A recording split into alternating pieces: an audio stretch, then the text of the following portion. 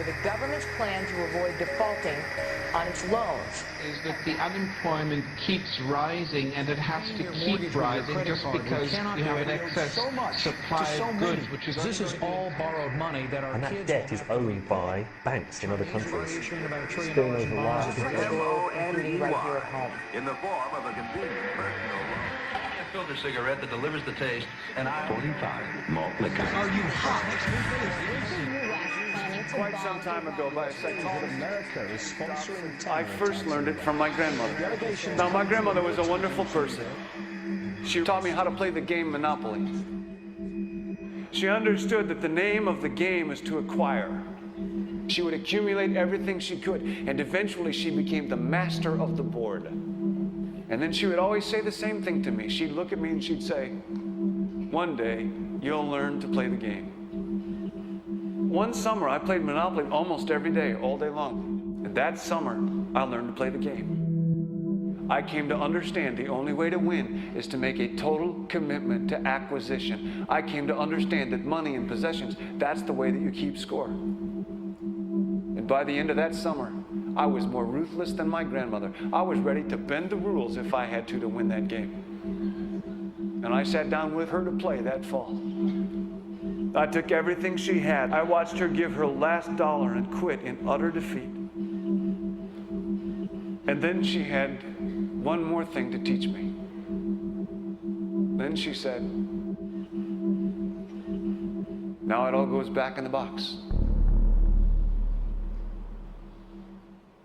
All those houses and hotels, all the railroads and utility companies, all that property and all that wonderful money. Now it all goes back in the box. None of it was really yours. You got all heated up about it for a while. But it was around a long time before you sat down at the board. And it will be here after you're gone. Players come and players go. Houses and cars, titles and clothes, even your body.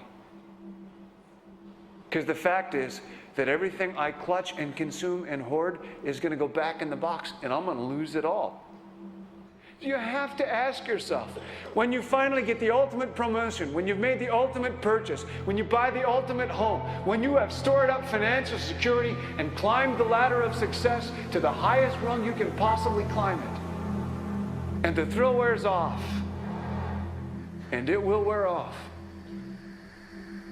then what? How far do you have to walk down that road before you see where it leads? Surely you understand, it'll never be enough. So you have to ask yourself the question, what matters?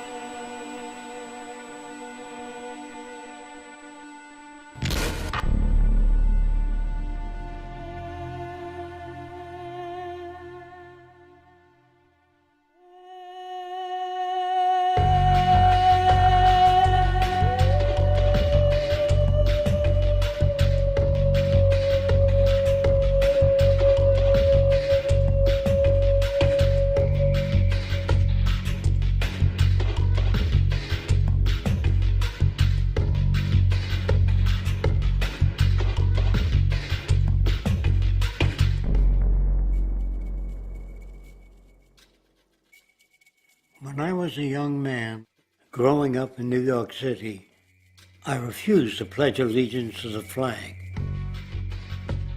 Of course, I was sent to the principal's office, and he asked me, "Why don't you want to pledge allegiance? Everybody does." I said, "Everybody once believed the earth was flat, but that doesn't make it so." I explained that America owed everything it has to other cultures and other nations, and that I would rather pledge allegiance to the earth and everyone on it. Needless to say, it wasn't long before I left school entirely, and I set up a lab in my bedroom. There I began to learn about science and nature. I realized then that the universe is governed by laws, and that the human being, along with society itself, was not exempt from these laws. Then came the crash of 1929, which began what we now call the Great Depression. I found it difficult to understand why millions were out of work, homeless, starving, while all the factories were sitting there. The resources were unchanged. It was then that I realized that the rules of the economic game were inherently invalid. Shortly after came World War II, where various nations took turns systematically destroying each other.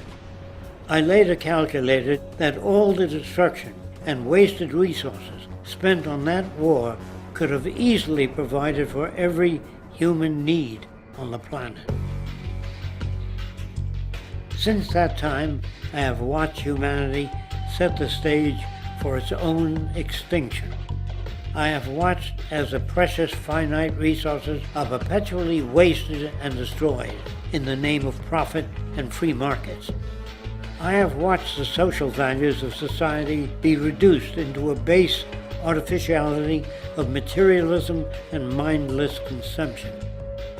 And I have watched as the monetary powers control the political structure of supposedly free societies.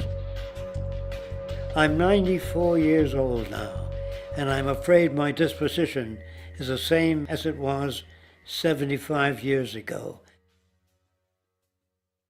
This shit's got to go.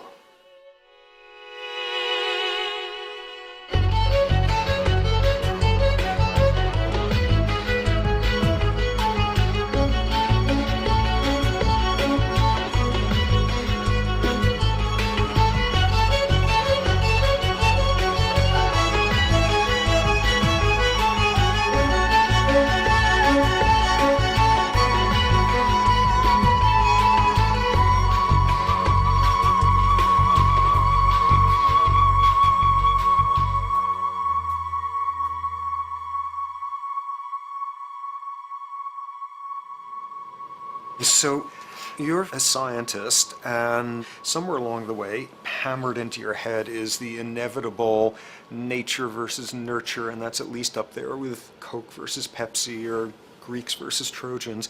So nature versus nurture, this by now utterly oversimplifying view of where influences on how a cell deals with an energy crisis, up to what makes us who we are on the most individualistic levels of personality.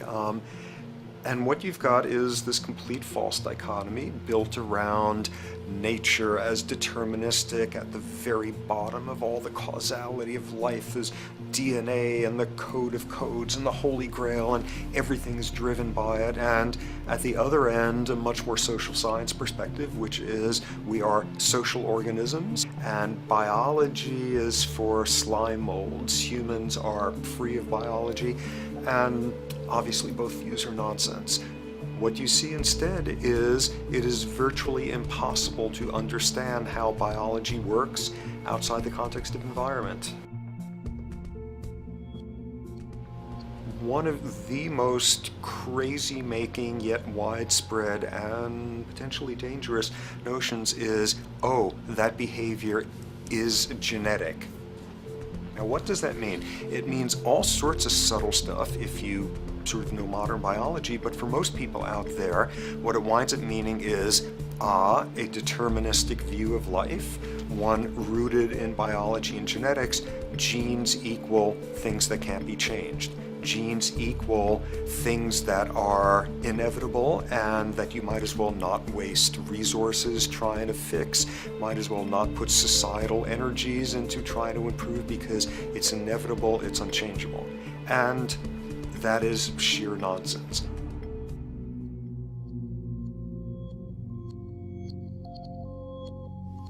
It is widely thought that conditions like ADHD are genetically programmed, conditions like schizophrenia are genetically programmed.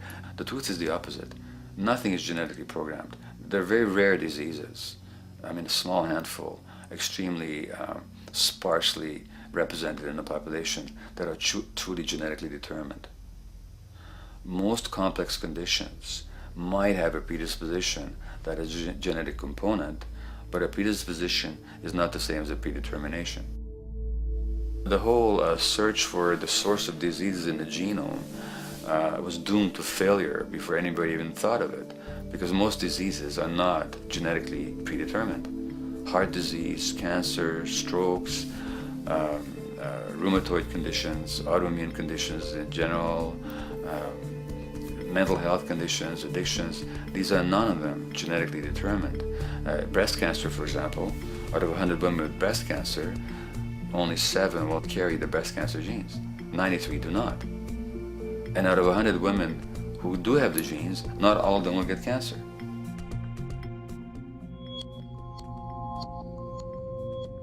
Genes are not just things that make us behave in a particular way regardless of our environment.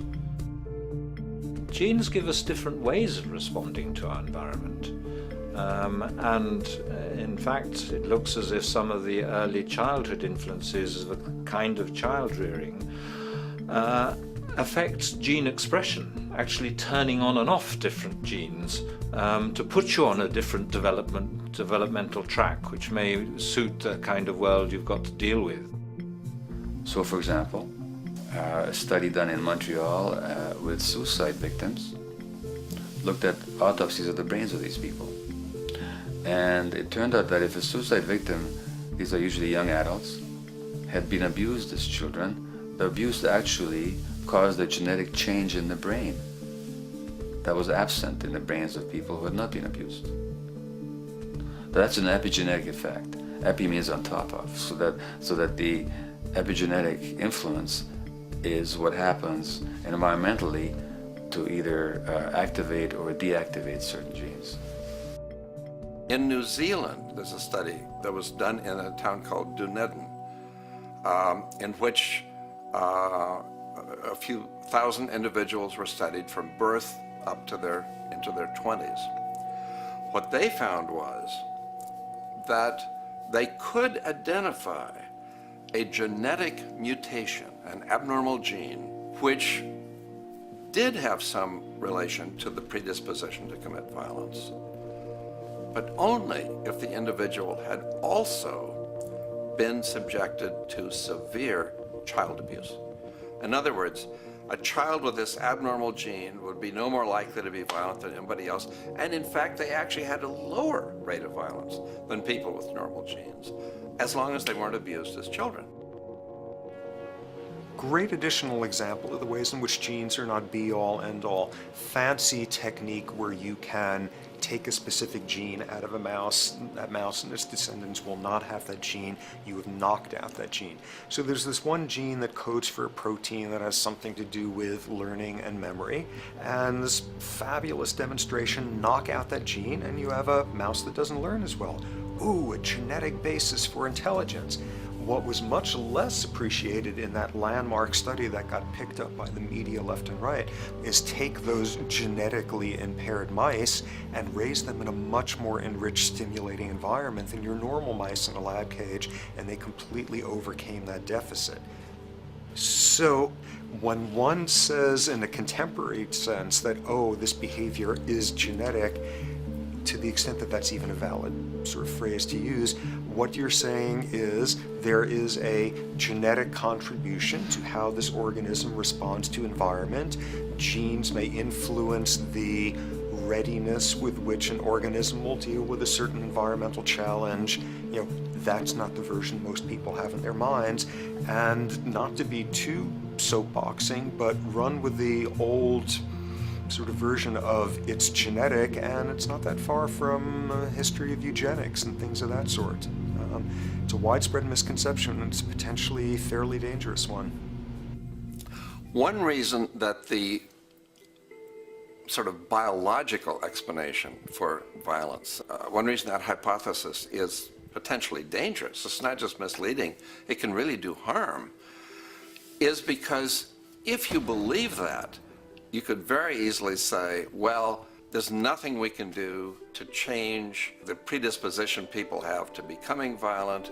All we can do if somebody becomes violent is punish them, you know, lock them up or execute them. But we don't need to worry about changing the social environment or the social preconditions that may lead people to become violent, because that's irrelevant. The genetic argument allows us the luxury of ignoring past and present historical and social factors. And in the words of Louis Menand, he wrote in the New Yorker, very astutely, he said, "It's all in the genes, an explanation for the way things are that does not threaten the way things are. Why should someone feel unhappy or engage in antisocial behavior when that person is living in the freest and most prosperous nation on earth? It can't be the system. There must be a flaw in the wiring somewhere," which is a good way of putting it. So the genetic argument is simply a cop-out, which allows us to ignore the social and economic and political factors that in fact underlie many troublesome behaviors.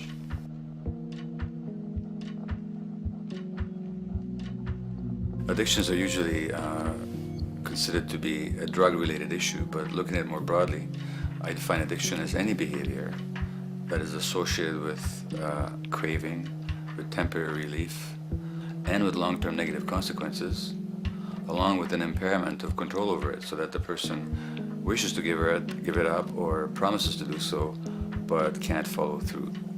And when you understand that, then you can see that there are many more addictions than simply those related to drugs. So there's workaholism, there's the addiction to shopping, to the internet, to video games. There's the addiction to power. People have power, but they want more and more and more. Nothing is ever enough for them. Acquisition, corporations that must own more and more. The addiction to oil, or at least to the wealth and to the products made accessible to us by oil. Look at the negative consequences on the environment. We're destroying the very earth that we inhabit for the sake of that addiction. Now, these addictions are far more devastating in their social consequences than the cocaine or heroin habits of my downtown East Side patients. Yet they're rewarded and considered to be respectable. The tobacco company executive that shows a higher profit will get a much bigger reward. He doesn't face any negative consequences legally or otherwise. In fact, he's a respected member of the board of several other corporations. But tobacco smoke-related diseases kill 5.5 million people around the world every year. In the United States, they kill 400,000 people a year. And these people are addicted to what? To profit. To such a degree are they addicted that they're actually in denial about the impact of their activities, which is typical for addicts, is denial. And that's a respectable one. It's respectable to be addicted to profit no matter what the cost. So what is acceptable and what is respectable is a highly arbitrary phenomenon in our society. And it seems like the greater the harm, the more respectable the addiction.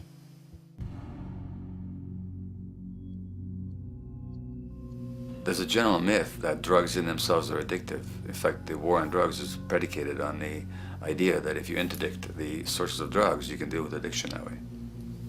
Now, if we understand addiction in a broader sense, we see that nothing in itself is addictive. No substance, no drug is by itself addictive, and no behavior is by itself addictive. Many people can go shopping without becoming shopaholics. Not everybody becomes a food addict. Not everyone who drinks a glass of wine becomes an alcoholic. So the real issue is what makes people susceptible, because it's the combination of a susceptible individual and the potentially addictive substance or behavior that actually then makes for full flowering of addiction. In short, it's not the drug that's addictive, it's the question of the susceptibility of the individual to being addicted to a particular substance or behavior. If we wish to understand what then makes some people susceptible, we actually have to look at their life experience. The old idea, although it's old, but it's still broadly held, that addictions are due to some genetic cause is simply scientifically untenable. What the case is actually is that certain life experiences make people susceptible. Life experiences that not only shape the person's personality and psychological needs, but also their very brains in certain ways. And that process begins in utero.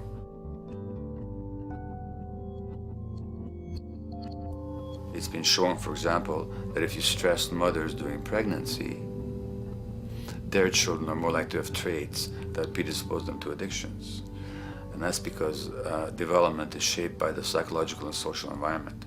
So the biology of human beings is very much affected by and programmed by their life experiences beginning in utero.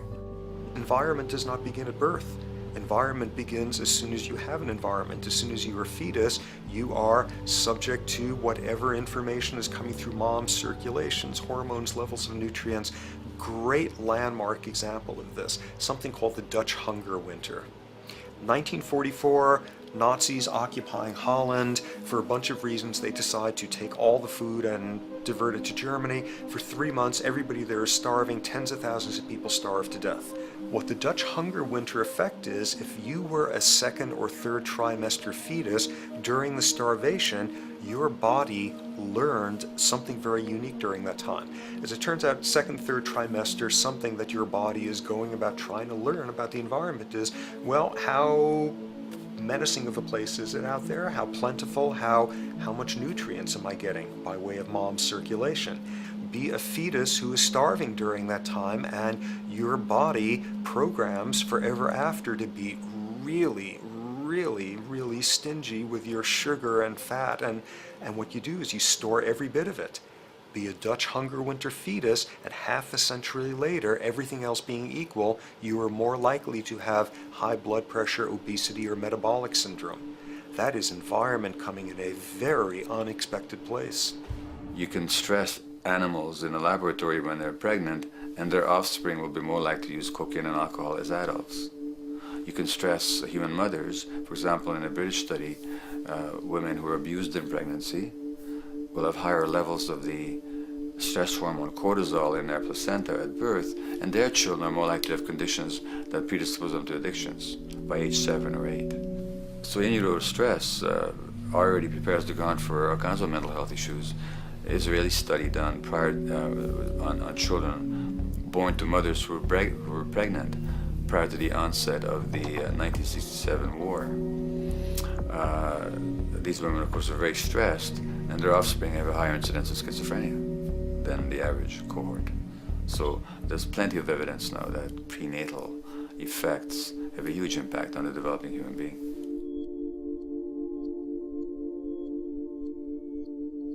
The point about human development, and specifically human brain development, is that it occurs mostly under the impact of the environment and mostly after birth.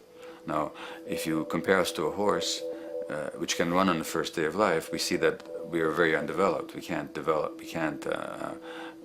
muster that much neurological coordination, balance, muscle strength, visual acuity until a year and a half, 2 years. And that's because the brain development that in the horse happens in the safety of the womb, in a human being has to happen after birth. And that has to do with simple evolutionary logic. As the head gets larger, which is what makes us into human beings, the burgeoning of the forebrain is what creates the human species, actually. At the same time, we walk on 2 legs, so our pelvis narrows to accommodate that. So now we have a narrower pelvis, a larger head. Bingo, we have to be born prematurely. And that means that the brain development that in other animals occurs in utero, in us, occurs after birth. And much of that under the impact of the environment. And The concept of neural Darwinism simply means that the circuits that get the appropriate input from the environment will develop optimally, and the ones that don't will either not develop optimally or perhaps not at all. If you take a child with perfectly good eyes at birth and you put him in a dark room for 5 years, he'll be blind thereafter for the rest of his life, because the circuits of vision require light waves for their development. And without that, even the rudimentary circuits present and active at birth will atrophy and die, and new ones will not develop. There's a significant way in which early experiences shape adult behavior, and even and especially early experiences for which there's no recall memory. It turns out that there are two kinds of memory. There is explicit memory, which is recall. This is when you can call back facts, details, episodes, circumstances.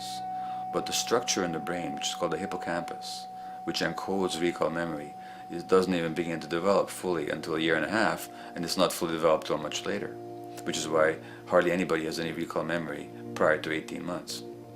But there's another kind of memory, which is called implicit memory, which is in fact an emotional memory, where the emotional impact and the interpretation that the child makes of those emotional experiences is ingrained in the brain in the form of nerve circuits ready to fire without specific recall. So to give you a clear example, people who are adopted have a lifelong sense of rejection very often. They can't recall the adoption, they can't recall the separation from birth mother, because there's nothing there to recall with. But the emotional memory of separation and rejection is deeply embedded in their brains. Hence, they're much more likely to experience a sense of rejection and a great emotional upset when they perceive themselves as being rejected than other people. That's not unique to people who are adopted, but it's particularly strong in them because of this function of implicit memory.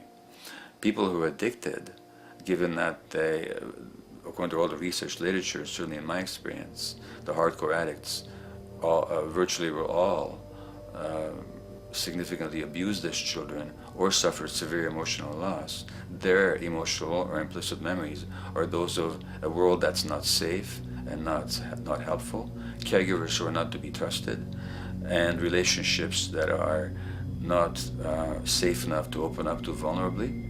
And hence their responses tend to be to keep themselves separate from really intimate relationships, not to trust caregivers, doctors and other people who are trying to help them, and generally see the world as an unsafe place. And that's strictly a function of implicit memory, which sometimes has to do with incidents they don't even recall.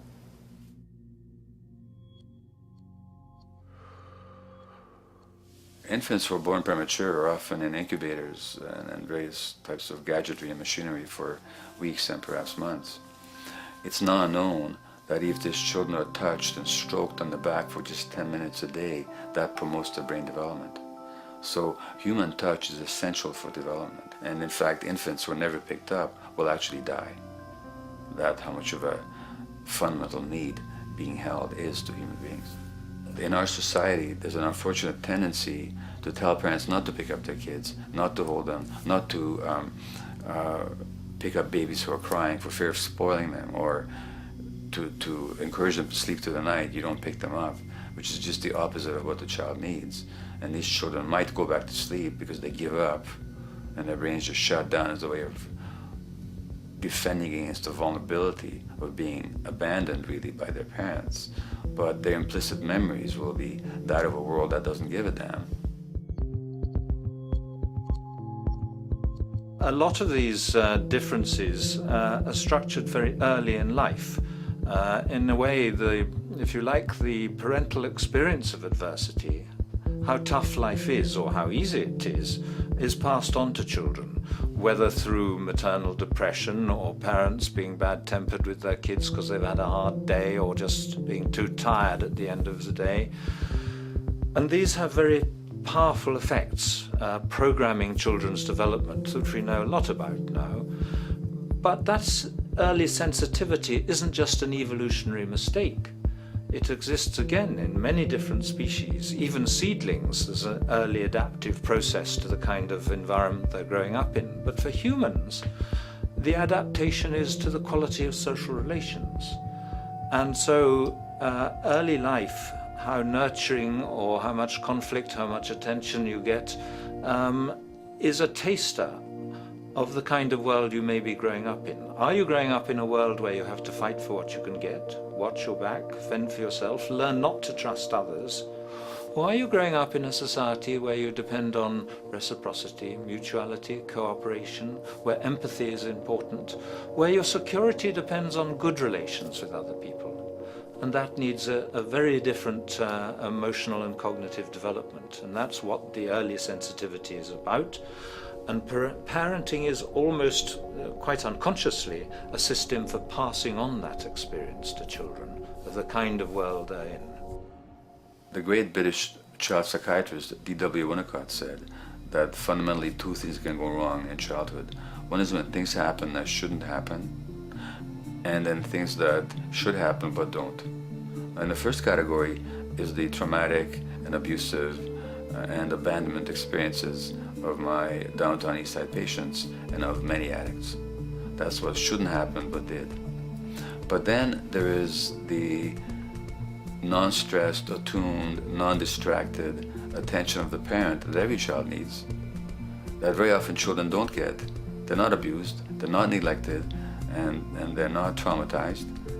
But what should happen, the presence of the emotionally available, nurturing parent, just is not available to them because of the stresses in our society and the parenting environment. And the psychologist Alan Shore calls that proximal abandonment, when the parent is physically present, but emotionally absent. I have spent, roughly the last 40 years of my life working with the most violent people our society produces, murderers, rapists, and so on, in an attempt to understand what causes this violence.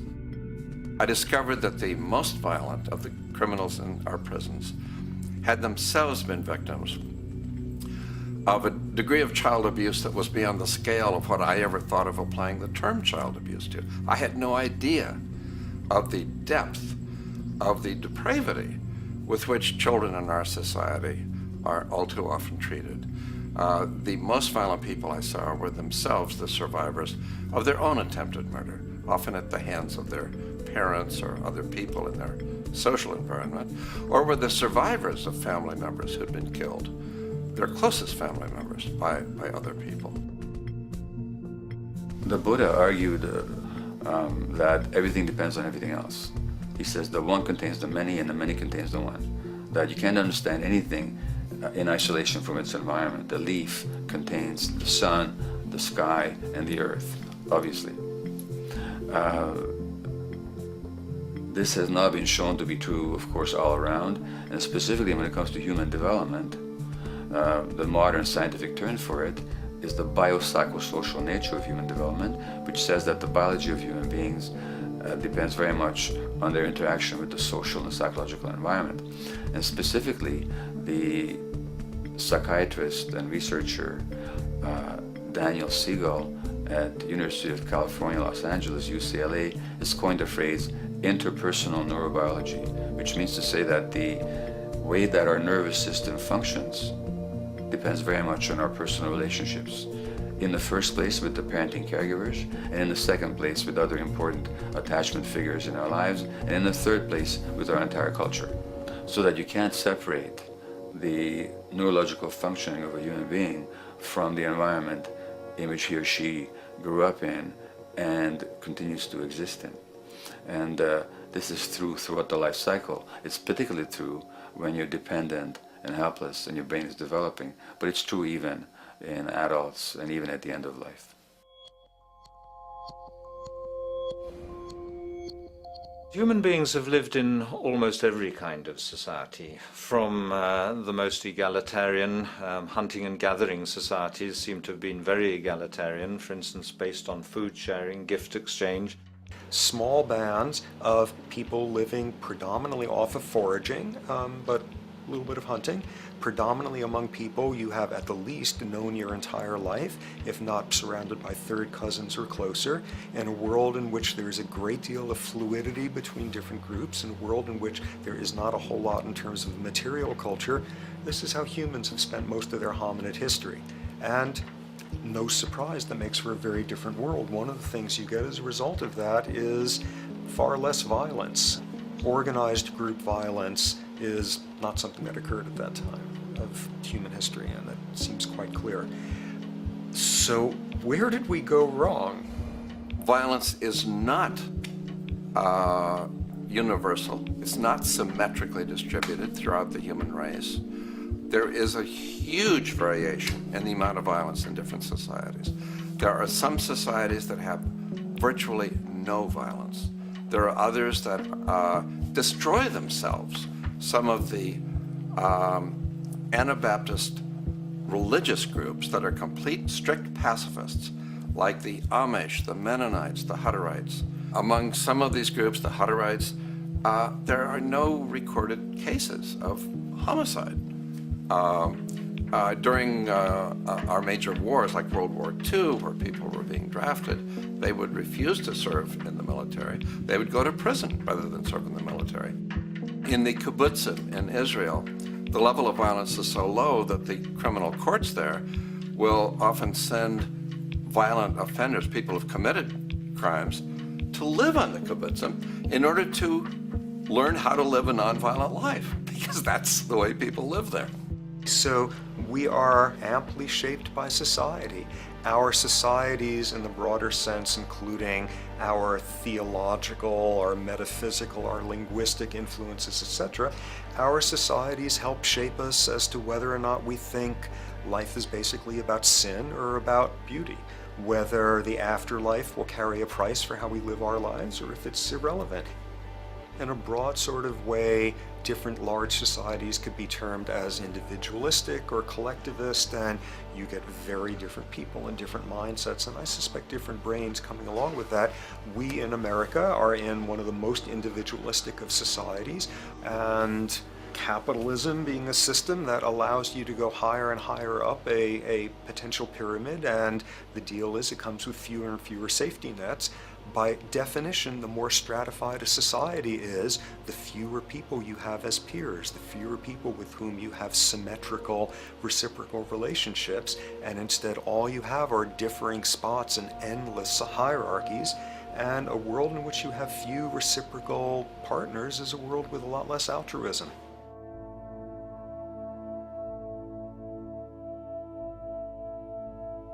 Alright, so this brings us to a total impossible juncture, which is to try to make sense in perspective of science as to what the nature is of human nature. You know, on a certain level, the nature of our nature is not to be particularly constrained by our nature.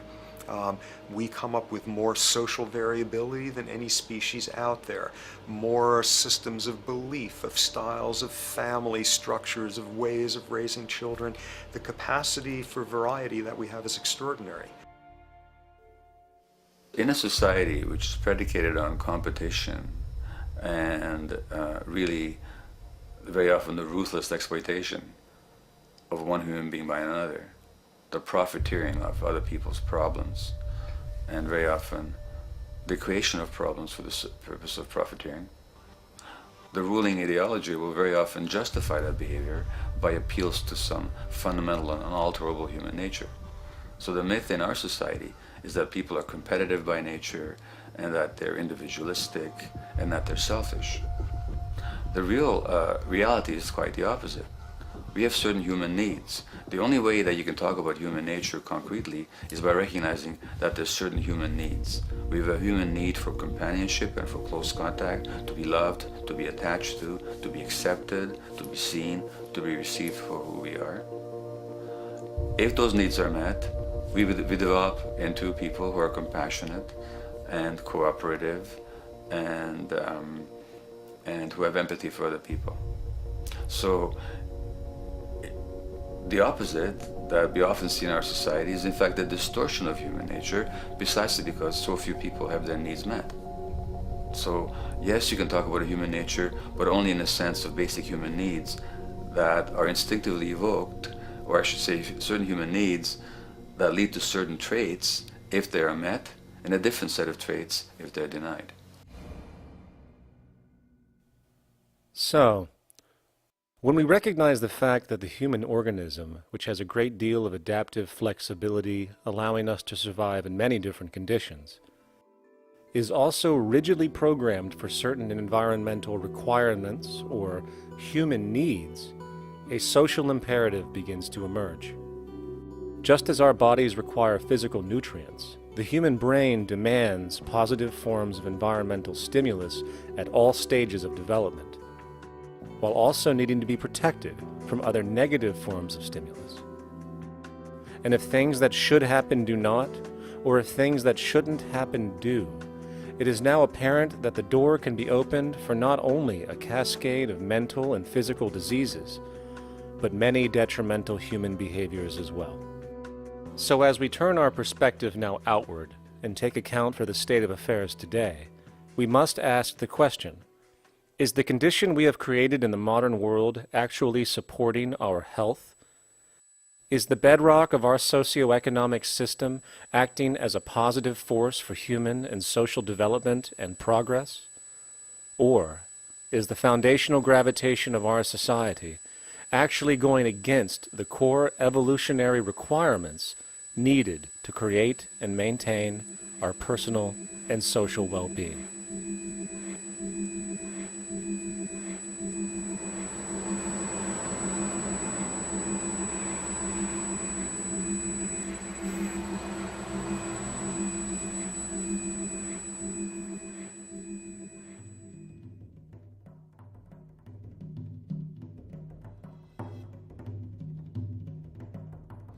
So one might ask, where did this all begin?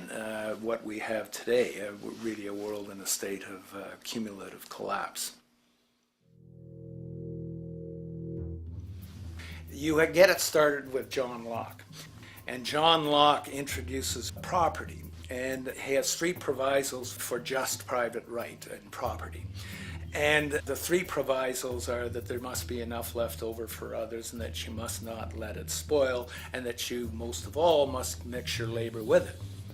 It seems justified. You mix your labor with the world, then you're entitled to the product, and as long as there's enough left over for others, and as long as it doesn't spoil, you don't allow anything to go to waste, that's okay. Well, he spends a long time of his famous treatise of government, and it's since been the canonical text for economic and political and legal understanding. Is still at the classic text of study.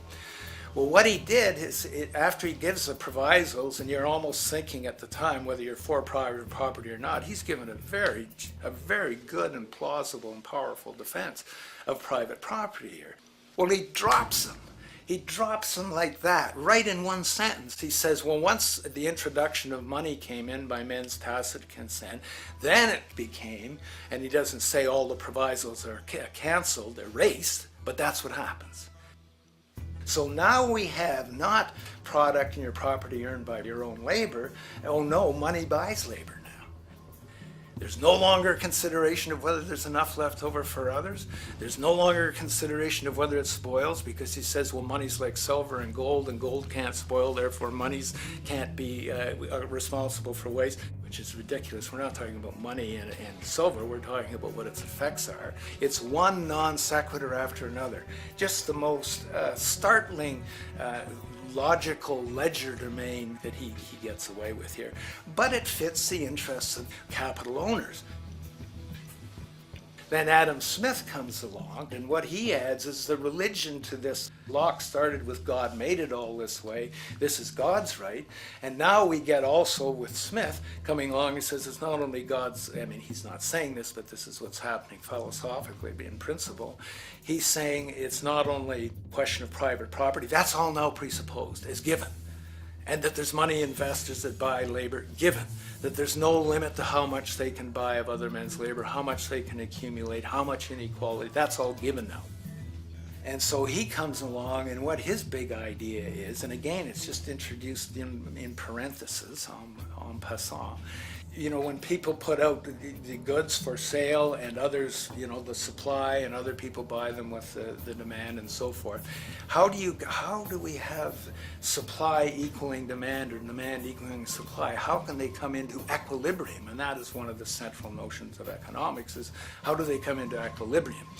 And he says it's the invisible hand of the market that brings them into equilibrium.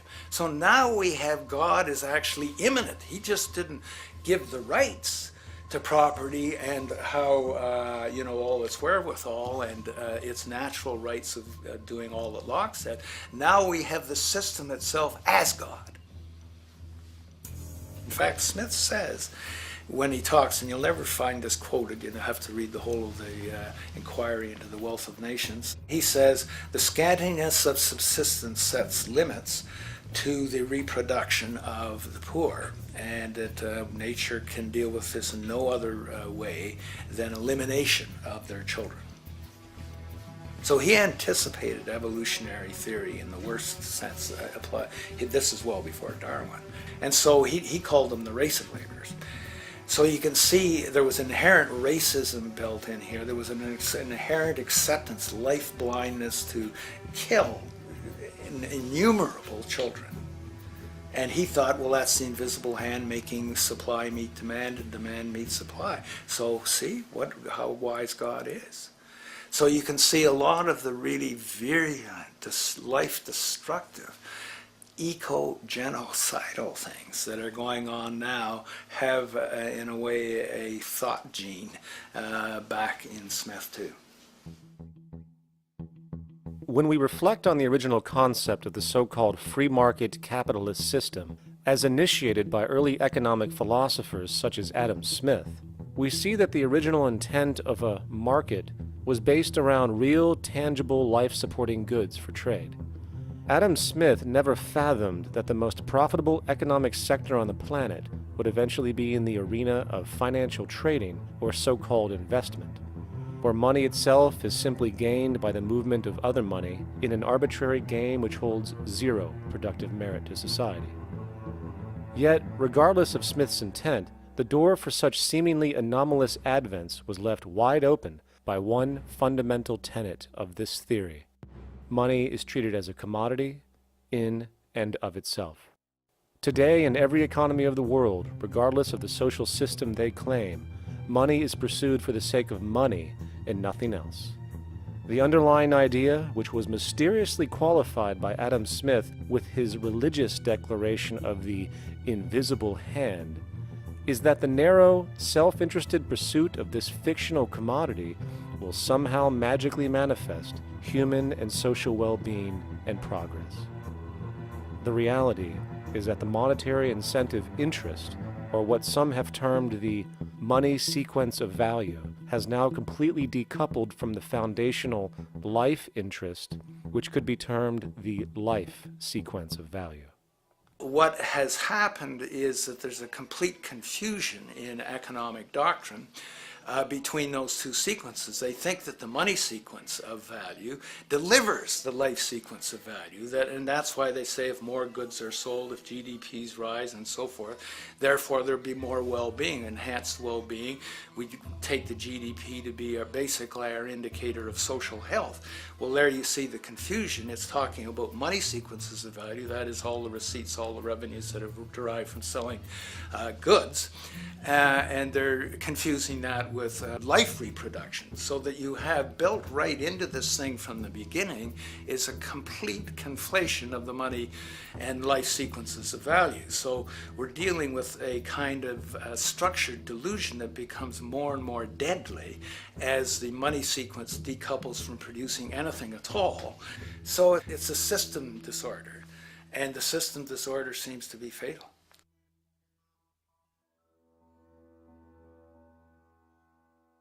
In society today, you seldom hear anyone speak of the progress of their country or society in terms of their physical well-being, state of happiness, trust, or social stability.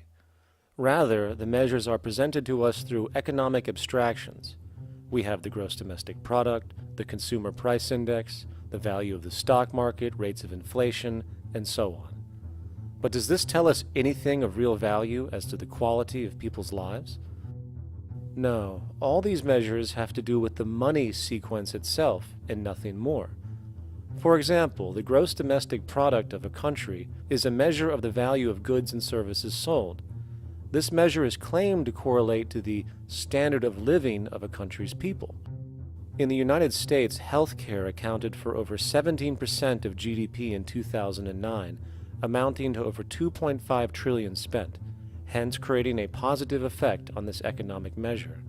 And based on this logic, it would be even better for the U.S. economy if healthcare services increased more so, perhaps to $3 trillion or $5 trillion, since that would create more growth, more jobs, and hence boasted by economists as a rise in their country's standard of living. But wait a minute, what do healthcare services actually represent? Well, sick and dying people. That's right, the more unhealthy people there are in America, the better the economy. Now, that is not an exaggeration or a cynical perspective. In fact, if we step back far enough, you will realize that the GDP not only doesn't reflect real public or social health on any tangible level, it is, in fact, mostly a measure of industrial inefficiency and social degradation.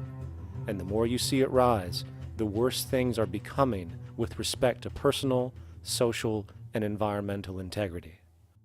You have to create problems to create profit. There is no profit under the current paradigm in saving lives, putting balance on this planet, having justice and peace or anything else. There's just no profit there. There's an old saying, pass a law, create a business, whether you're creating a business for a lawyer or whatever. So, crime does create business, just like destruction creates business in Haiti. We have now roughly 2 million people incarcerated in this country, and of those, many of them are in prisons run by private corporations, Corrections Corporation of America, Wackenhut, who trade their stock on Wall Street based upon how many people are in jail. Now that's sickness, but that is a reflection of what this economic paradigm calls for. So what exactly does this economic paradigm call for? What is it that keeps our economic system going? Consumption. Or more accurately, cyclical consumption. When we break down the foundation of classic market economics, we are left with a pattern of monetary exchange that simply cannot be allowed to stop or even substantially slowed, if the society as we know it is to remain operational.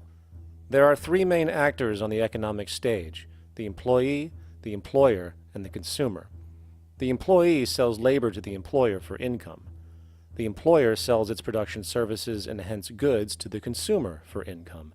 And the consumer, of course, is simply another role of the employer and employee, spending back into the system to enable the cyclical consumption to continue.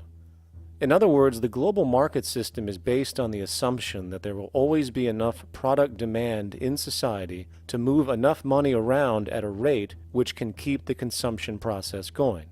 And the faster the rate of consumption, the more so-called economic growth is assumed, and so the machine goes. But hold on, I thought an economy was meant to, economize? Doesn't the very term have to do with preservation and efficiency and a reduction of waste? So how does our system, which demands consumption and the more the better, efficiently preserve or economize at all? Well, it doesn't. The intent of the market system is, in fact, the exact opposite of what a real economy is supposed to do, which is efficiently and conservatively orient the materials for production and distribution of life-supporting goods. We live on a finite planet with finite resources, where, for example, the oil we utilize took millions of years to develop, where the minerals we use took billions of years to develop. So, having a system that deliberately promotes the acceleration of consumption for the sake of so-called economic growth is pure ecocidal insanity. Absence of waste, that's what efficiency is. Absence of waste. This system is more wasteful than all the other existing systems in the history of the planet. Every level of life organization and life system is in a state of crisis and challenge and decay or collapse. No peer-reviewed journal in the last 30 years will tell you anything different. That is that every life system is in decline, as well as social programs, as well as our water access. Try to name any means of life that isn't threatened and in danger. You can't. There really isn't one, and that's very, very despairing. But we haven't even figured out the causal mechanism. We don't want to face the causal mechanism. We just want to go on, that's what insanity is, where you keep doing the same thing over and over again, though it clearly doesn't work.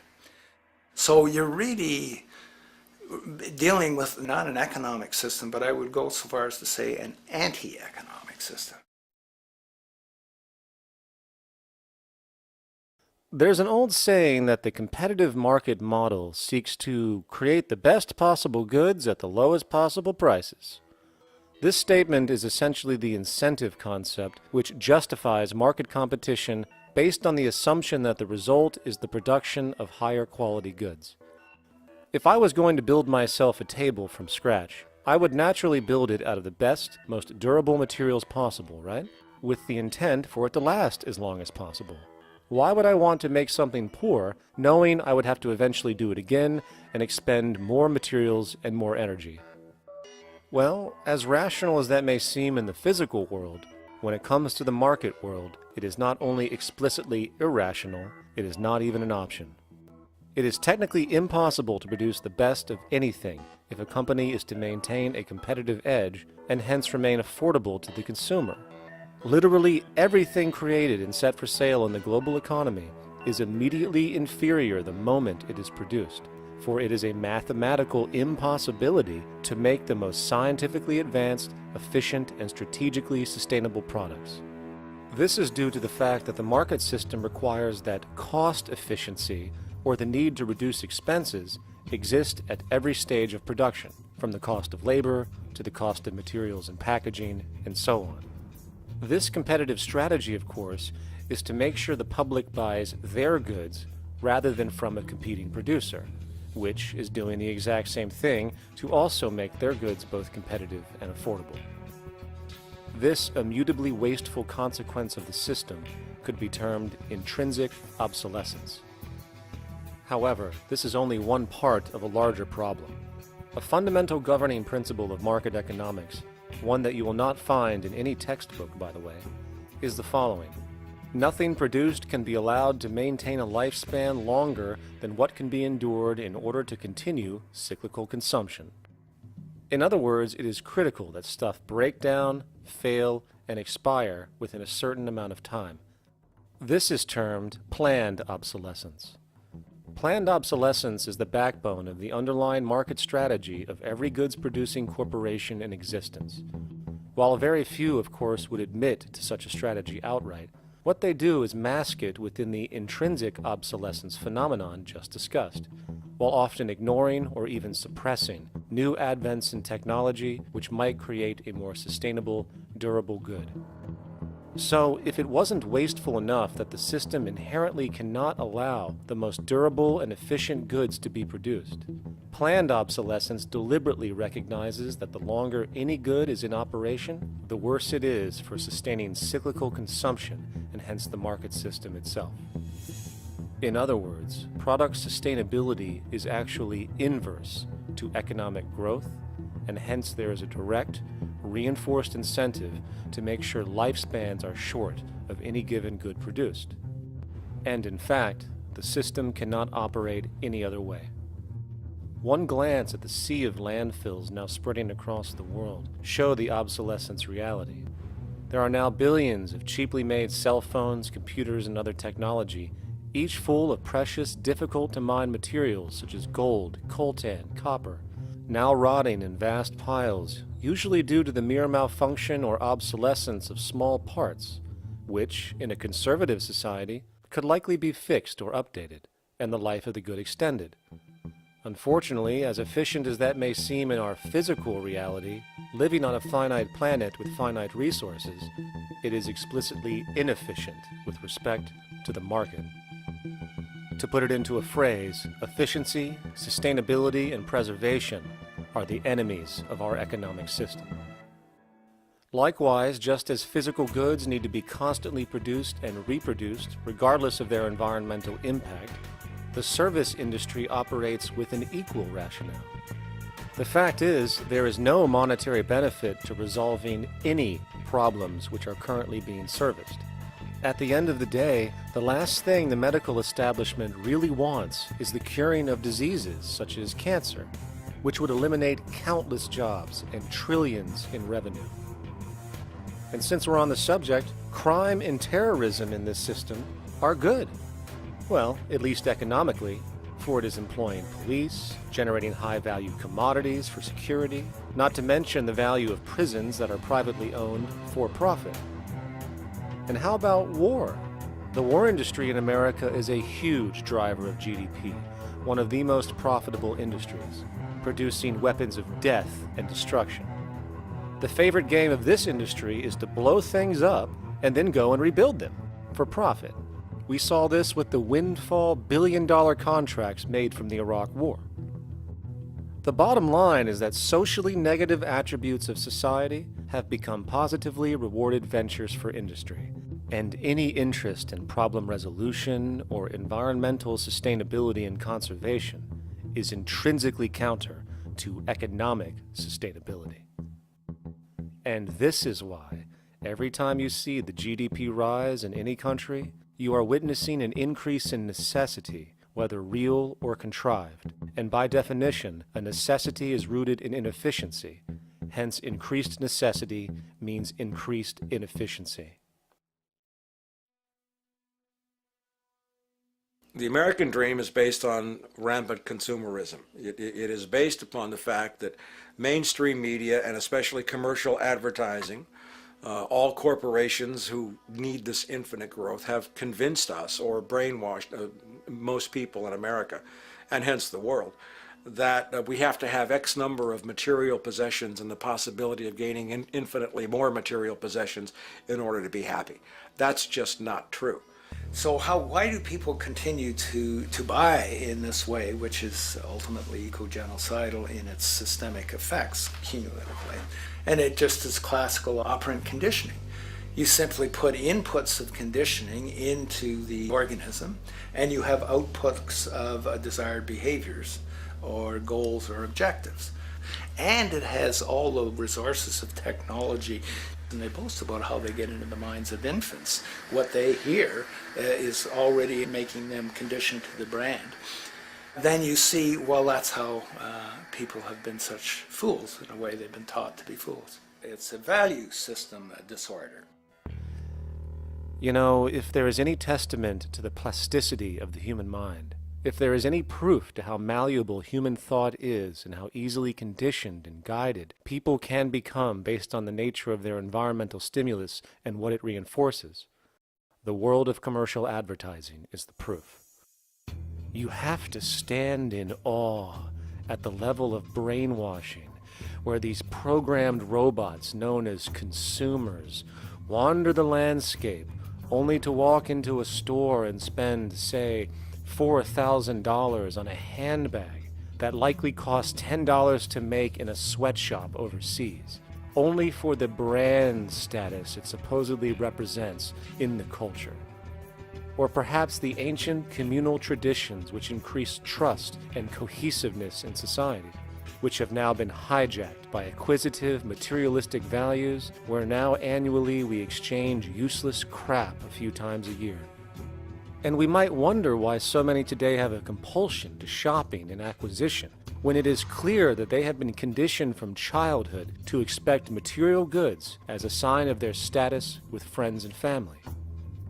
The fact is, the foundation of any society are the values that support its operation, and our society, as it exists, can only operate if our values support the conspicuous consumption it requires to continue the market system.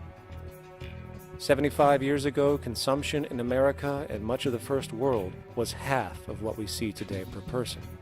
Today's new consumer culture has been manufactured and imposed due to the very real need for higher and higher levels of consumption. And this is why most corporations now spend more money on advertising than the actual process of product creation itself. They work diligently to create a false need for you to fill, and it happens to work. You know, economists are in fact not economists at all. They're propagandists of money value. And you'll find that all their models basically get down to token exchanges that are to the profit of one side or both sides or whatever, but they're completely disconnected from the actually existing world of reproduction. In Ohio, an old man failed to pay his electric bill. You may be familiar with the case. And the electric company turned off the electricity and he died. The reason they turned it off was because it wouldn't have been profitable for them to keep it on because he didn't pay his bill. Do you believe that was right? The responsibility really lies not on the electric company for turning it off, but on those of this man's neighbors and friends and associates who are not charitable enough to enable him as an individual to meet the electric bill. Did I hear that right? Did he just say the death of a man caused by not having money was the responsibility of other people, or in effect, charity? Well then, I guess we're going to need a whole lot of infomercials, little miserable coin slot donations for bodega counters, and a bunch of pickle jars for the billion people now starving to death on this planet because of the very system Milton Friedman promotes. Whether you are dealing with the philosophies of Milton Friedman, F.A. Hayek, John Maynard Keynes, Ludwig von Mises, or any other major market economist, the basis of rationale rarely leaves the money sequence. It is like a religion. Consumption analysis, stabilization policies, deficit spending, aggregate demand. It exists as a never-ending, self-referring, self-rationalizing circle of discourse where universal human need, natural resources, or any form of physical life-supporting efficiency is ruled out by default and replaced by the singular notion that humans seeking advantage over each other for money alone, motivated by their own narrow self-interest, will magically create a sustainable, healthy, balanced society. There is no life coordinate in this whole theory, this whole doctrine. What are they doing? What are they doing? What they're doing is tracking money sequences. That's all it is tracking money sequences, presupposing everything that matters. One, that there's no life coordinates. Wow, no life coordinates. Two, that all the agents are self-maximizing preference seekers. That is, they think of nothing other than themselves and what they can get most for themselves. That's the notion, that's the ruling notion of rationality. Self-maximizing choice. And the only thing that they're interested in self-maximizing is money or commodities. Well, where does social relations come in? It doesn't, except in the exchange to self-maximize. Where do our natural resources come in? They don't, except to exploit. Where does the family come in as being able to survive? It doesn't. They have to have money in order to purchase any good. Well, shouldn't an economy deal somewhere with human need? Isn't that what the fundamental issue is, to satisfy human needs? Oh, need isn't even in your lexicon. You dissolve it into wants. And what is a want? That means money demand that wants to buy.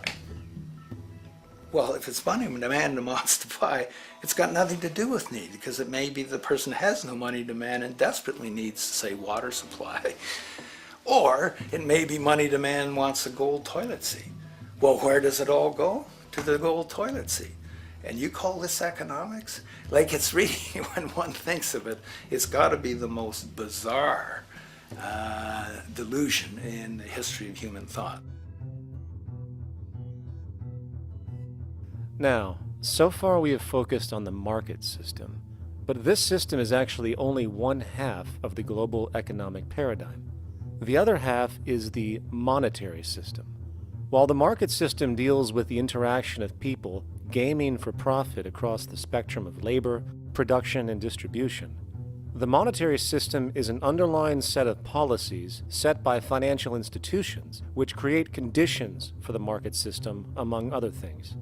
It includes terms we often hear, such as interest rates, loans, debt, the money supply, inflation, etc. And while you might want to pull your hair out listening to the gibberish coming from the monetary economists, modest preemptive actions can obviate the need of more drastic actions at a later date. The nature and effect of this system is actually quite simple. Our economy has, or the global economy has, three basic things that govern it. One is fractional reserve banking, banks printing money out of nothing. It's also based upon compound interest. When you borrow money, you have to pay back more than you borrowed, which means that you, in effect, create money out of thin air, again, which has to be serviced by creating still more money. We live in an infinite growth paradigm. The economic paradigm we live in now is a Ponzi scheme. It's nothing grows forever. It's not possible. As a great psychologist James Hillman wrote, the only thing that grows in a human body after a certain age is cancer. It's not just the amount of money that has to keep growing, it's the amount of consumers. Consumers to borrow money at interest to generate more money, and obviously that's not possible on a finite planet.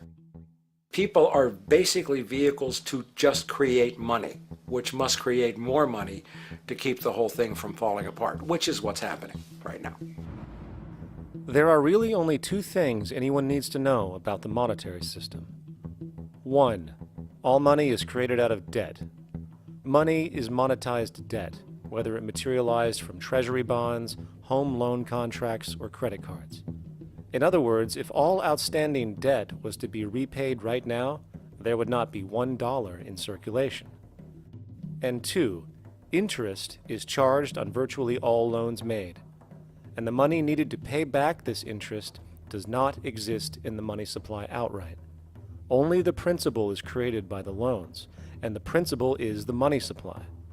So, if all this debt was to be repaid right now, not only would there not be $1 left in circulation, there would also be a gigantic amount of money owed that is literally impossible to pay back, for it does not exist. The consequence of all of this is that two things are inevitable: inflation and bankruptcy. As far as inflation, this can be seen as an historical trend in virtually every country today, and easily tied to its cause, which is the perpetual increase of the money supply, which is required to cover the interest charges and keep the system going. As far as bankruptcy, it comes in the form of debt collapse. This collapse will inevitably occur with a person, a business, or a country, and typically happens when the interest payments are no longer possible to make. But there is a bright side to all of this. Well, at least in terms of the market system, because debt creates pressure. Debt creates wage slaves. A person in debt is much more likely to take a low wage than a person who isn't, hence becoming a cheap commodity. So it's great for the corporations to have a pool of people that have no financial mobility. But hey, that same train of thought also goes for entire countries.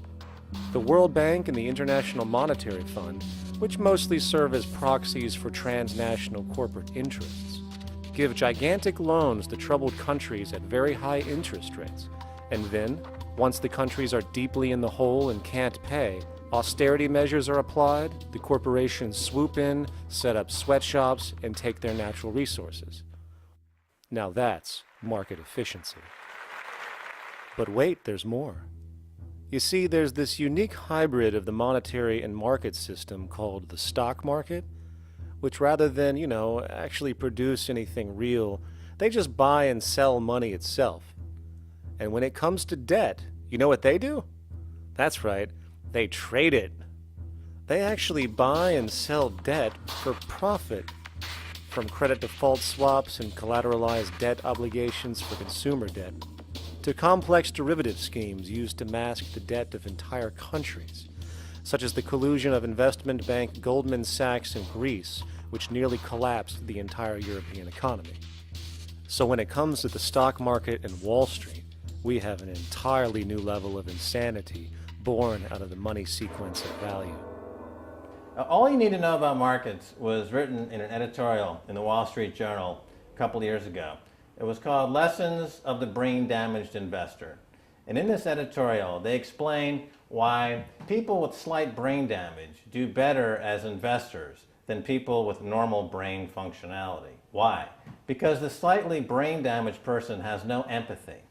And that's the key. If you don't have any empathy, you do well as an investor. And so Wall Street breeds people who have no empathy, to go in there and to make decisions and make trades that they have no compunction about and no thought whatsoever as to what they're doing might affect their fellow human being. So they breed these robots, these people who have no souls. And since they don't even want to pay these people anymore, they're now breeding robots, real algorithmic traders. Goldman Sachs and the high-frequency trading scandal. They put a computer next to the exchange, the New York Stock Exchange. This computer, this co-located computer as they call it, it front runs all the trades on the exchange, and it hits the exchange with volumes of orders in ways that scalp pennies and nickels away from the exchange. It's like they're siphoning money all day long. They went one quarter last year, 30 or 60 straight days without a single down day and made millions of dollars every single day. Is that because, well, that's statistically impossible. When I worked on Wall Street, the way it works is everyone kicks upstairs the bribes. The brokers bribe to the office manager bribes to the regional sales manager bribes to the national sales manager. It's a common understanding. At Christmas, who gets the biggest bonus at Christmas in an average brokerage office? The compliance officer. The compliance officer sits there all day long. He's supposed to be making sure you don't violate any of the margin rules and you're complying with the law. Of course, yeah, to the extent that you can bribe the compliance officer, yeah, that's right, you are complying with the law. So how does fraud has become the system? It's no longer a byproduct. It is the system. You know, it's like that old Woody Allen joke. He says, "Doctor, my brother thinks he's a chicken." And the doctor says, "Take a pill, and that should cure the problem." And he says, "No, doctor, you don't understand. We need the eggs." Okay? So the trading of fraudulent claims back and forth between banks to generate fees, to generate bonuses, has become the GDP producing growth engine of the United States economy, even though they're essentially trading fraudulent claims that there's absolutely no hope of ever paying back. They're processing and generating and re-securitizing nothing. If I write $20 billion on a cocktail napkin and I sell it to JP Morgan, while JP Morgan writes $20 billion on a cocktail napkin, and we swap those two cocktail napkins at a bar, and we each pay ourselves 1/4% in a fee, we make a lot of money for our Christmas bonus. We each have on our books a $20 billion cocktail napkin, which has no real value until such time as the system is no longer able to absorb bogus cocktail napkins, in which case we go to the government to get bailed out. And because of Wall Street and the global stock market, there are now conservatively about $700 trillion of outstanding fraudulent claims known as derivatives, still waiting to collapse, a value amounting to over 10 times the gross domestic product of the entire planet. And while we have seen the bailouts of corporations and banks by governments, which of course comedically borrow their money from banks to begin with, we are now seeing attempts to bail out whole countries by conglomerates of other countries through the international banks. But how do you bail out a planet? There is no country out there that isn't now saturated in debt. The cascade of sovereign debt defaults we have seen can only be the beginning when the math is taken into account. It has been estimated in the United States alone that income tax would need to be raised to 65% per person just to cover the interest in the near future. Economists are now foreshadowing that within a few decades, 60% of the countries on the planet will be bankrupt. But hold on, let me get this straight. The world is going bankrupt, whatever the hell that means, because of this idea called debt, which doesn't even exist in the physical reality. It's only part of a game that we've invented. And yet the well-being of billions of people is now being compromised. Extreme layoffs, tent cities, accelerating poverty, austerity measures imposed, schools shutting down, child hunger, and other levels of familial deprivation, all because of this elaborate fiction. What are we, fucking stupid? Hey, Mars, my man. Help a brother out, huh? Grow up, kid.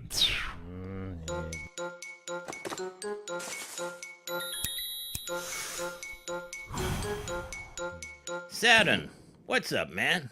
You remember that smoking nebula I hooked you up with a while back? Listen, Earth, we're getting really tired of you. You've been given everything, and yet you waste it all. You got plenty of resources, and you know it. Why don't you grow up and learn some responsibility, for Christ's sake? You're making your mother miserable.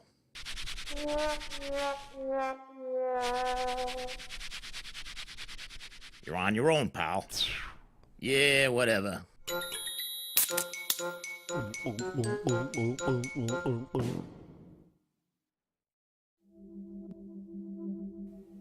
Now, all of this considered, from the waste machine known as the market system to the debt machine known as the monetary system, hence creating the monetary market paradigm which defines the global economy today, there is one consequence that runs through the entire machine: inequality.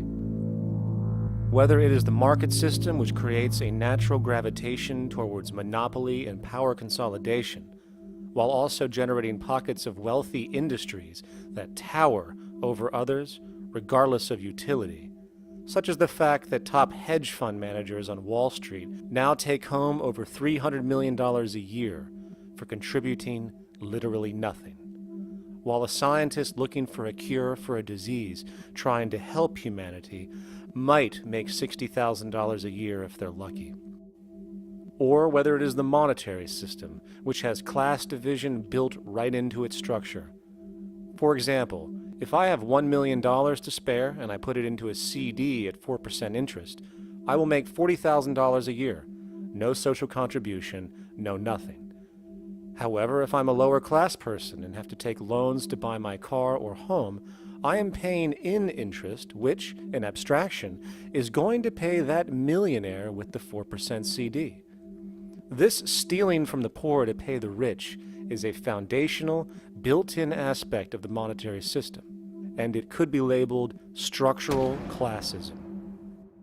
Of course, historically, social stratification has always been deemed unfair, but obviously accepted overall as now 1% of the population owns 40% of the planet's wealth. But, material fairness aside, there is something else going on underneath the surface of inequality, causing an incredible deterioration in public health as a whole.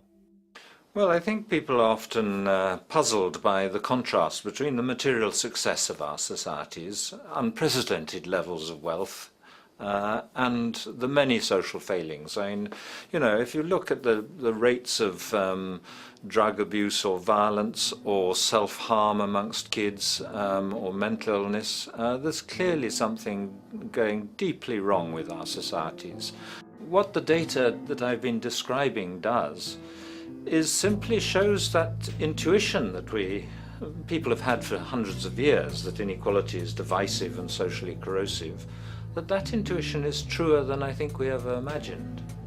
There are very powerful psychological and social effects of inequality, more to do, I suppose, with feelings of superiority and inferiority, that kind of division, and maybe going with the sort of respect, disrespect, people feeling looked down on at the bottom, which, by the way, is why violence is more common in more unequal societies. It's the trigger to violence is so often people feeling looked down on and disrespected.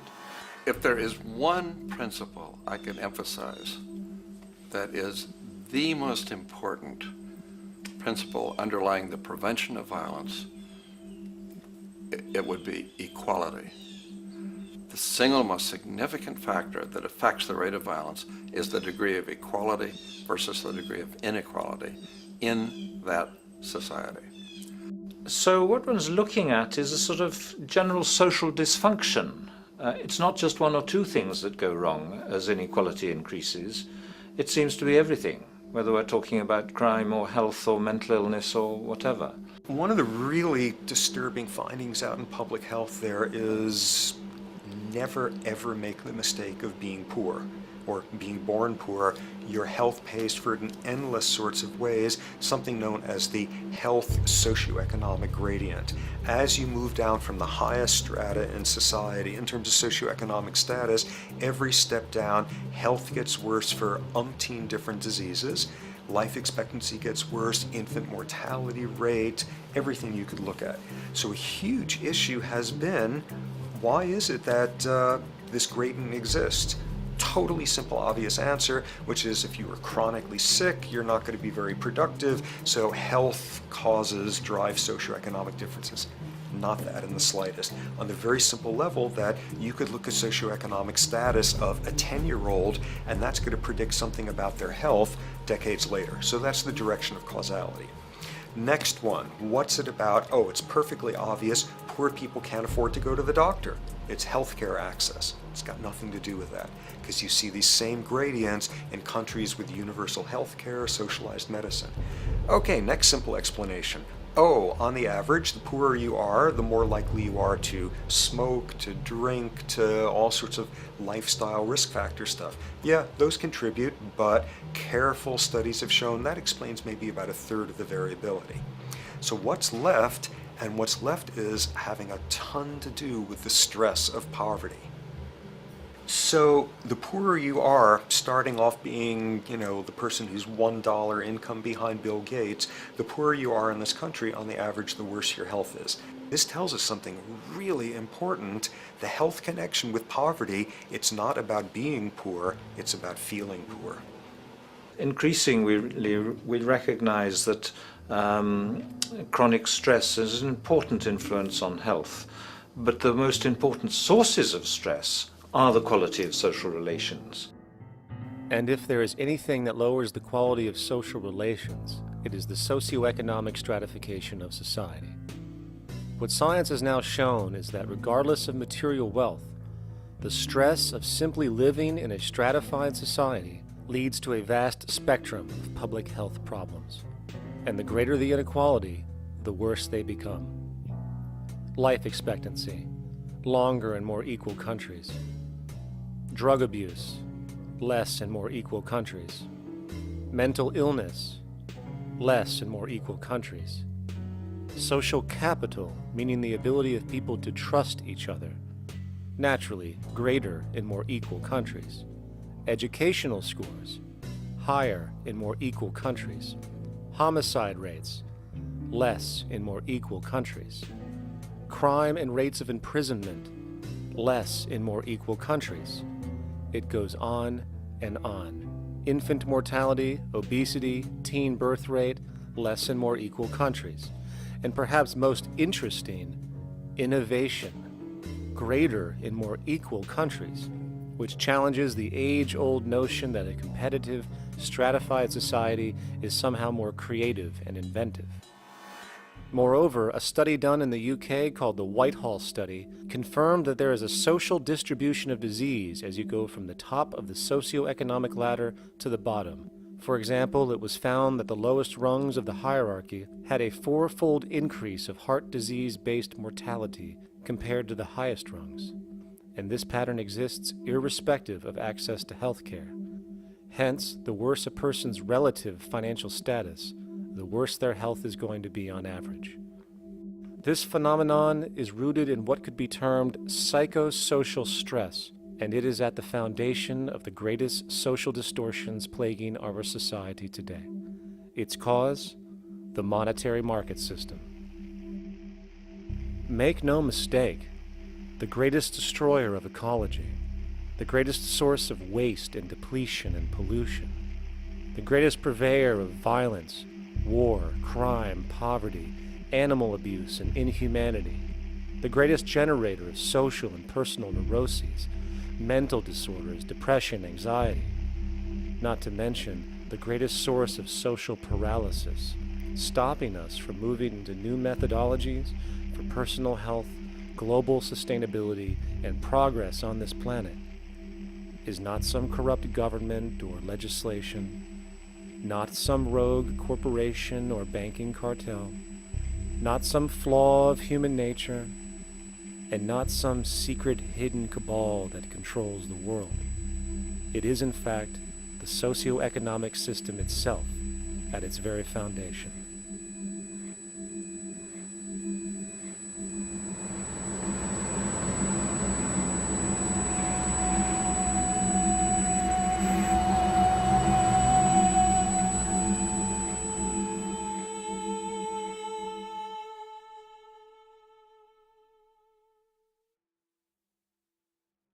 Let's imagine for a moment we had the option to redesign human civilization from the ground up. What if, hypothetically speaking, we discovered an exact replica of the planet Earth, and the only difference between this new planet and our current one is that human evolution had not occurred. It was an open palette. No countries, no cities, no pollution, no Republicans, just a pristine, open environment. So, what would we do? Well, first we need a goal, right? And it's safe to say that goal would be to survive. And not to just survive, but to do so in an optimized, healthy, prosperous way. Most people indeed desire to live, and they would prefer to do so without suffering.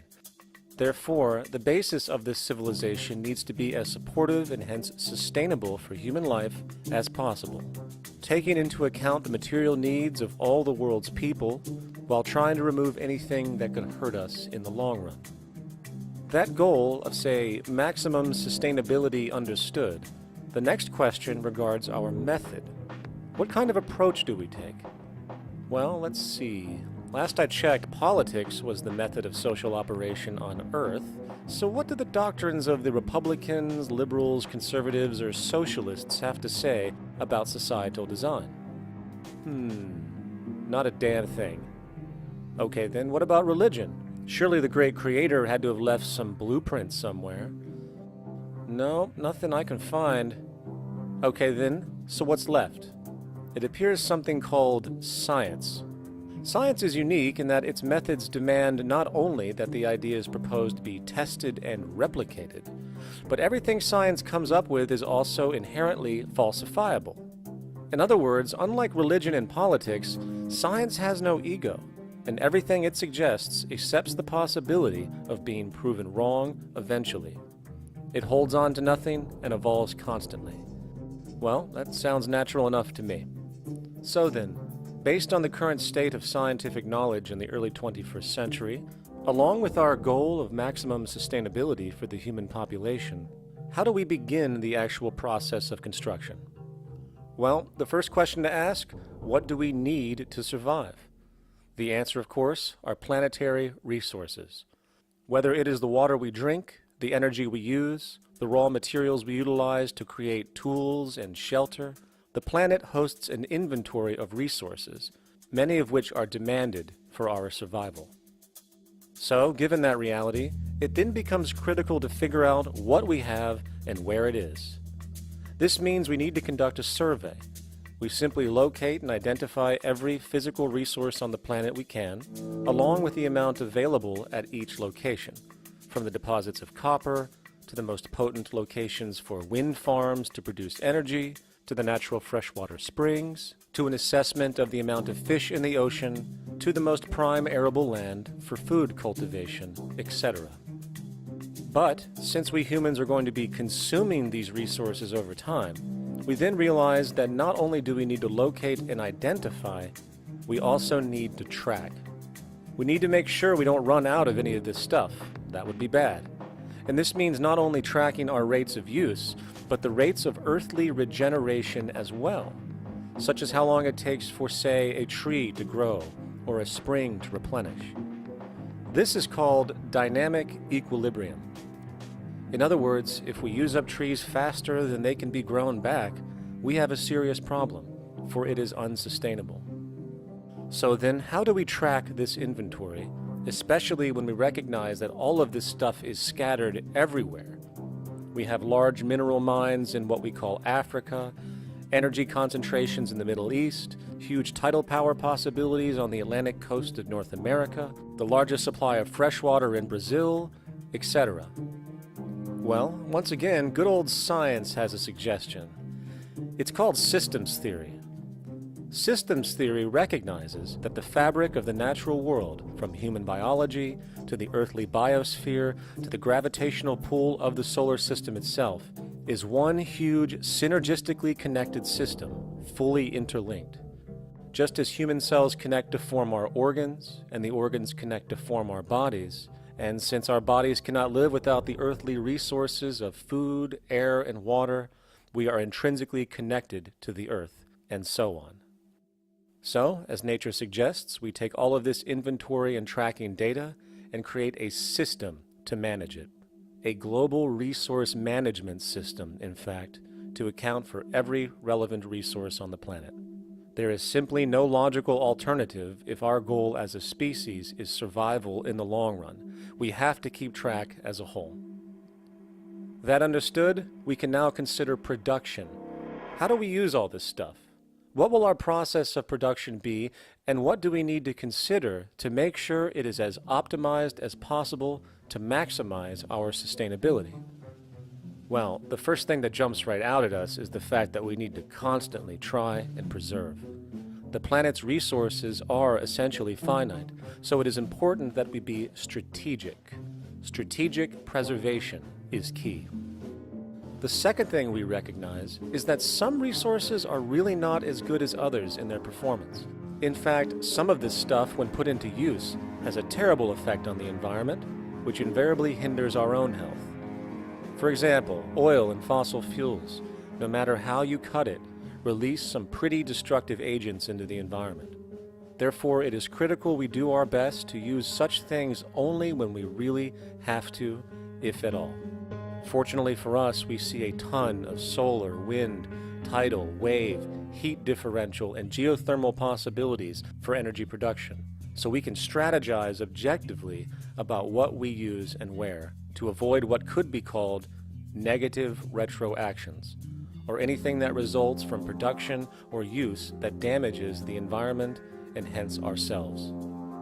We will call this strategic safety to couple in with our strategic preservation. But production strategies do not stop there. We are going to need an efficiency strategy for the actual mechanics of production itself. And what we find is that there are roughly 3 specific protocols we must adhere to. 1. Every good we produce must be designed to last as long as possible. Naturally, the more things break down, the more resources we are going to need to replace them, and the more waste produced.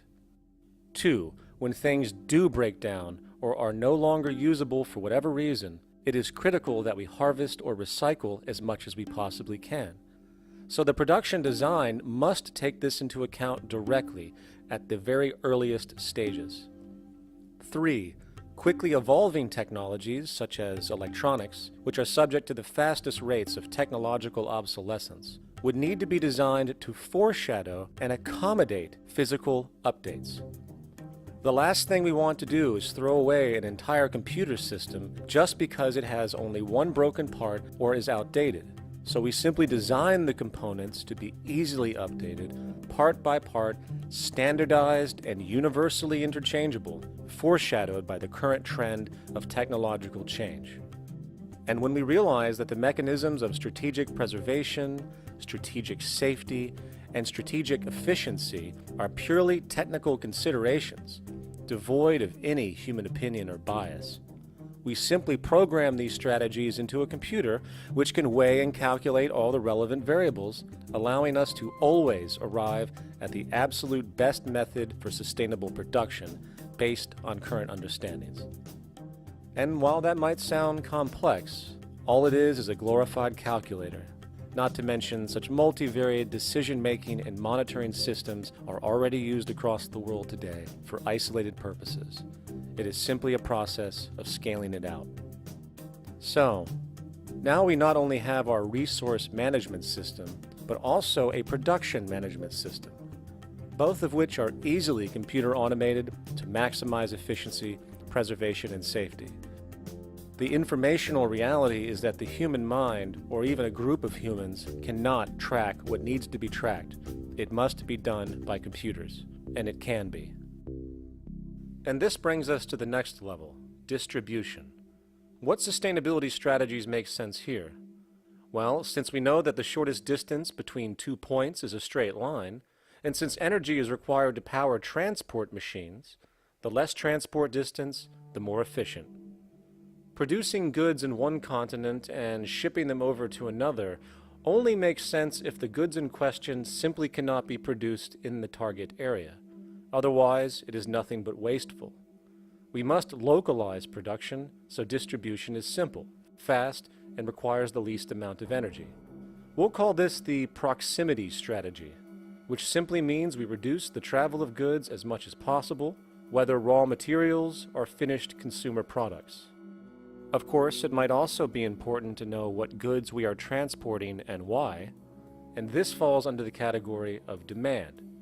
And demand is simply what people need to be healthy and to have a high quality of life. The spectrum of material human needs range from core life-supporting necessities, such as food, clean water, shelter, to social and recreational goods, which allow for relaxation and personal social enjoyment, both important factors in human and social health overall. So, very simply, we take another survey. People describe their needs. Demand is assessed, and production begins based on that demand. And since the level of demand of different goods will naturally fluctuate and change around different regions, we need to create a demand distribution tracking system, so to avoid overruns and shortages. Of course, this idea is old news. It is used in every major store chain today to make sure they keep up with their inventory. Only this time we are tracking on a global scale. But, wait a minute, we really can't fully understand demand if we don't account for the actual usage of the good itself. Is it logical and sustainable for every single human to, say, have one of everything made, regardless of their usage? No, that would be simply wasteful and inefficient. If a person has a need for a good, but that need is only for, say, 45 minutes a day on average, it would be much more efficient if that good was made available to them and to others when needed. Many forget that it isn't the good that they want, it is the purpose of that good. When we realize that the good itself is only as important as its utility, we see that external restriction, or what we might call today ownership, is extremely wasteful and environmentally illogical in a fundamental economic sense. So, we need to devise a strategy called strategic access. This will be the foundation of our demand distribution tracking system, which makes sure we can meet the demand of the population's needs for access of whatever they need when they need it. And as far as physically obtaining the goods, centralized and regional access centers all make sense for the most part, placed in close proximity to the population, and a person would simply come in, take the item, use it, and when finished, return it when it is no longer needed. Sort of how a library works today. In fact, these centers could not only exist in the community in the way we see local stores today, but specialized access centers would exist in specific areas where often certain goods are utilized, saving more energy with less repeat transport. And once this demand tracking system is in order, it is tied into our production management system, and of course into our resource management system, hence creating a unified, dynamically updating, global economic management machine that simply makes sure we remain sustainable, starting with securing the integrity of our finite resources, moving to make sure we only create the best, most strategic goods possible, while distributing everything in the most intelligent and efficient way. And the unique result of this preservation-based approach, which is intuitively counter to many, is that this logical, ground-up, empirical process of preservation and efficiency, which can only define true human sustainability on this planet, would likely enable something never before seen in human history. Access abundance, not just for a percentage of the global population, but the entire civilization. This economic model, as was just generalized, this responsible systems approach to total Earth resource management and processes, designed again to do nothing less than take care of humanity as a whole in the most efficient and sustainable way, could be termed a resource-based economy. The idea was defined in the 1970s by structural engineer Jacques Fresco. He understood back then that society was on a collision course with nature and itself, unsustainable on every level. And if things didn't change, we would destroy ourselves one way or another. Are all these things you're saying, Jacques, could they be built with what we know today, or are some of these things, are you guessing based on what we know today? No. All of these things can be built with what we know today. It would take 10 years to change the surface of the earth, to rebuild the world into a second Garden of Eden. The choice lies with you. The stupidity of a nuclear arms race, the development of weapons, trying to solve your problems politically by electing this political party or that political party, that all politics is immersed in corruption. Let me say it again. Communism, socialism, fascism, the Democrats, the liberals, we want to absorb human beings. All organizations that believe in a better life for man, there are no Negro problems or Polish problems or Jewish problems or Greek problems or women's problems. They're human problems. I'm not afraid of anybody. I don't work for anyone. No one can discharge me. I have no boss. I am afraid to live in the society we live in today. Our society cannot be maintained by this type of incompetency. It was great, the free enterprise system, about 35 years ago. That was the last of its usefulness. Now we've got to change our way of thinking or perish. The horror movies of the future will be our society, the way it didn't work. And politics would be part of a horror movie. Lots of people today use the term cold science because they're analytical. And they don't even know what analytical means. Science means closer approximations of the way the world really works. So it's telling the truth, is what it is. A scientist doesn't try to get along with people. They tell them what their findings are. They have to question all things. And if some scientist comes up with an experiment that shows certain materials have certain strength, other scientists have to be able to duplicate that experiment and come up with the same results.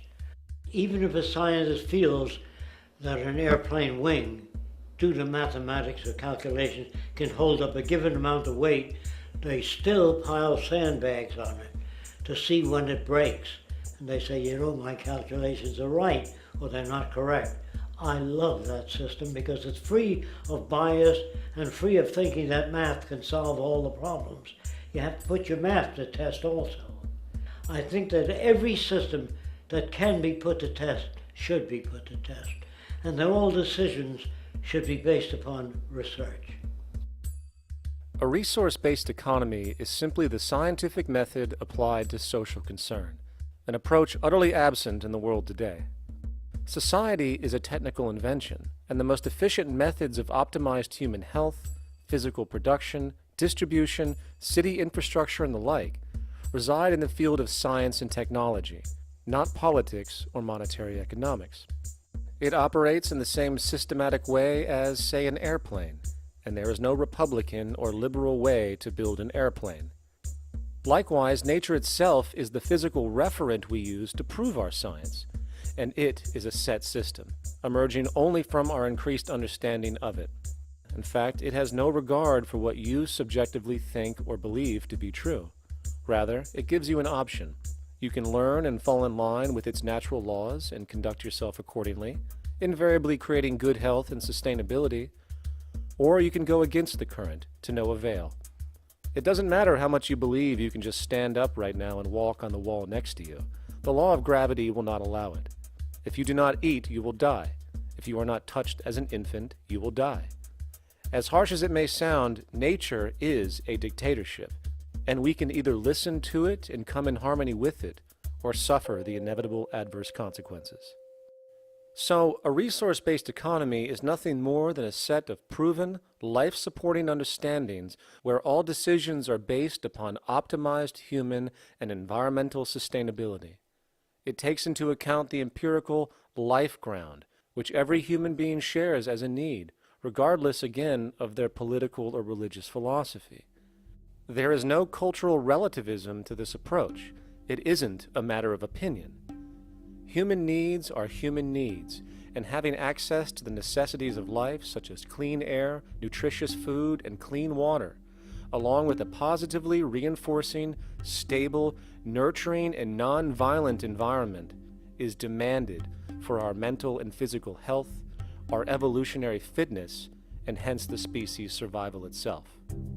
A resource-based economy would be based upon available resources. You can't just bring a lot of people to an island or build a city of 50,000 people without having access to the necessities of life. So when I use the term a comprehensive systems approach, I'm talking about doing an inventory of the area first and determining what that area can supply, not just architectural approach, not just design approach, but design must be based on all of the requirements to enhance human life. And that's what I mean by an integrated way of thinking. Food, clothing, shelter, warmth, love, all those things are necessary.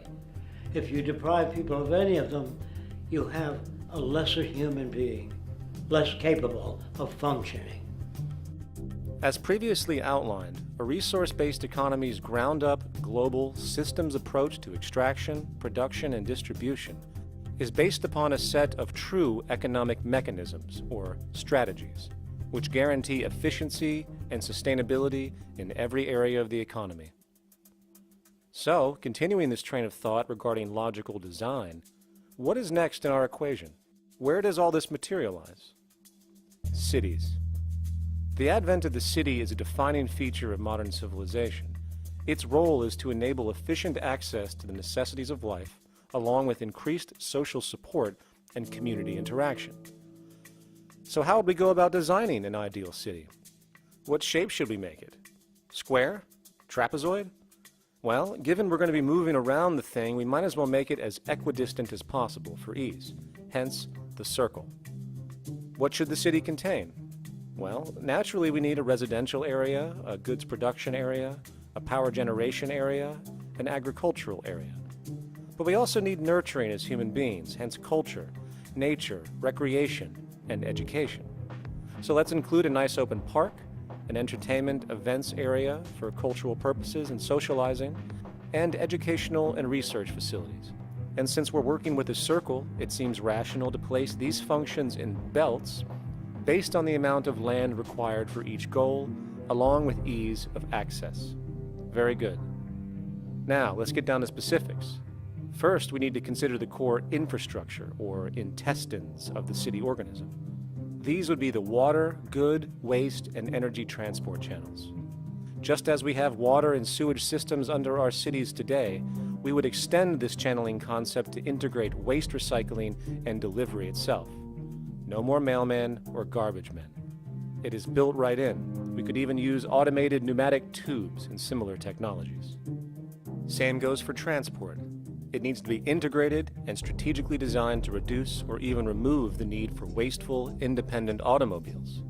Electric trams, conveyors, transveyors, and maglevs, which can take you virtually anywhere in the city, even up and down, along with connecting you to other cities as well. And of course, in the event an automobile is required, it is automated by satellite for safety and integrity. In fact, this automation technology is in working order right now. Automobile accidents kill about 1.2 million people every single year, injuring about 50 million. This is absurd and doesn't have to occur. Between efficient city design and automated driverless cars, this death toll can be virtually eliminated. Agriculture. Today, through our haphazard, cost-cutting industrial methods, using pesticides, excessive fertilizers, and other means, we have successfully destroyed much of the arable land on this planet, not to mention also extensively poisoning our bodies. In fact, industrial and agricultural chemical toxins now show up in virtually every human being tested, including infants. Fortunately, there is a glaring alternative: the soilless mediums of hydroponics and aeroponics, which also reduce nutrient and water requirements by up to 75% of our current usage. Food can now be organically grown on an industrial scale in enclosed vertical farms, such as in 50-story 1-acre plots, virtually eliminating the need for pesticides and hydrocarbons in general. This is the future of industrial food cultivation, efficient, clean, and abundant.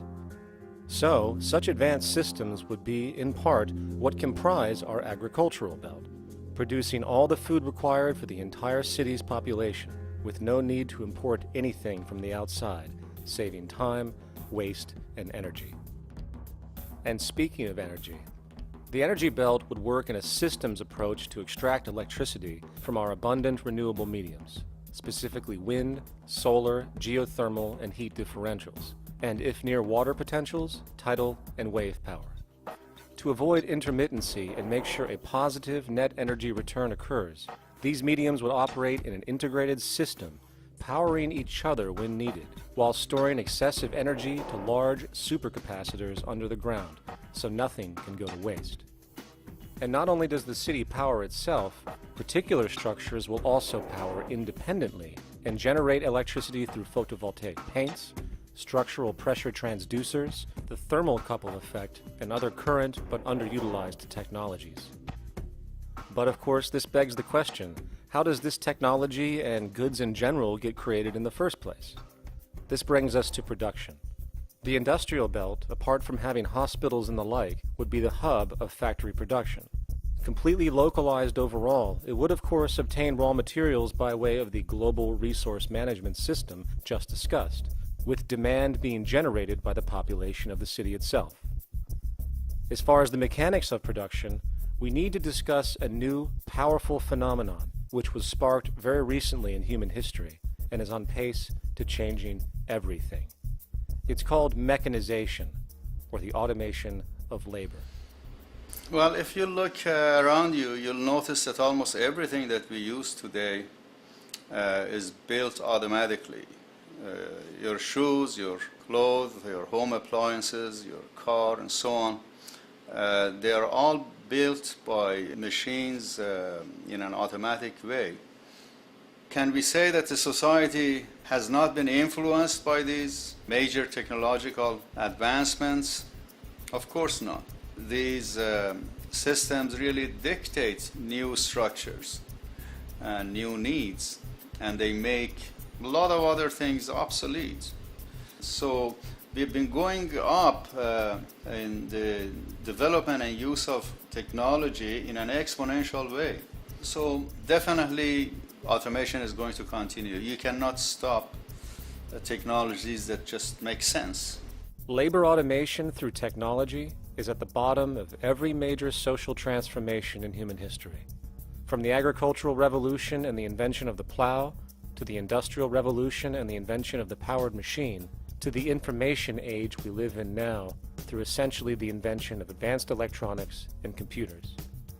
And with regard to advanced production methods today, mechanization is now evolving on its own, moving away from the traditional method of assembling component parts into a configuration into an advanced method of creating entire products in one single process.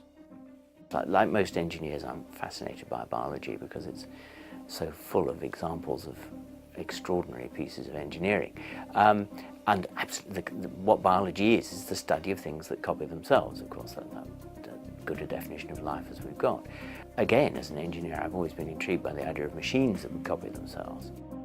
RetRap is a three-dimensional printer. That's to say, it's a printer that you plug into a computer, and instead of making two-dimensional sheets of paper with patterns on, it makes real, physical, three-dimensional objects. Now, there's nothing new about that. 3D printers have been around for about 30 years. Big thing about RetRap is that it prints most of its own parts. And so if you've got one, you can make another one and give it to a friend, as well as being able to print lots of useful things. From the simple printing of basic household goods in your home, to the printing of an entire automobile body in one swoop, advanced automated 3D printing now has the potential to transform virtually every field of production, including home construction. Contour crafting is actually a fabrication technology, the so-called 3D printing, when you directly build a 3D object from a computer model.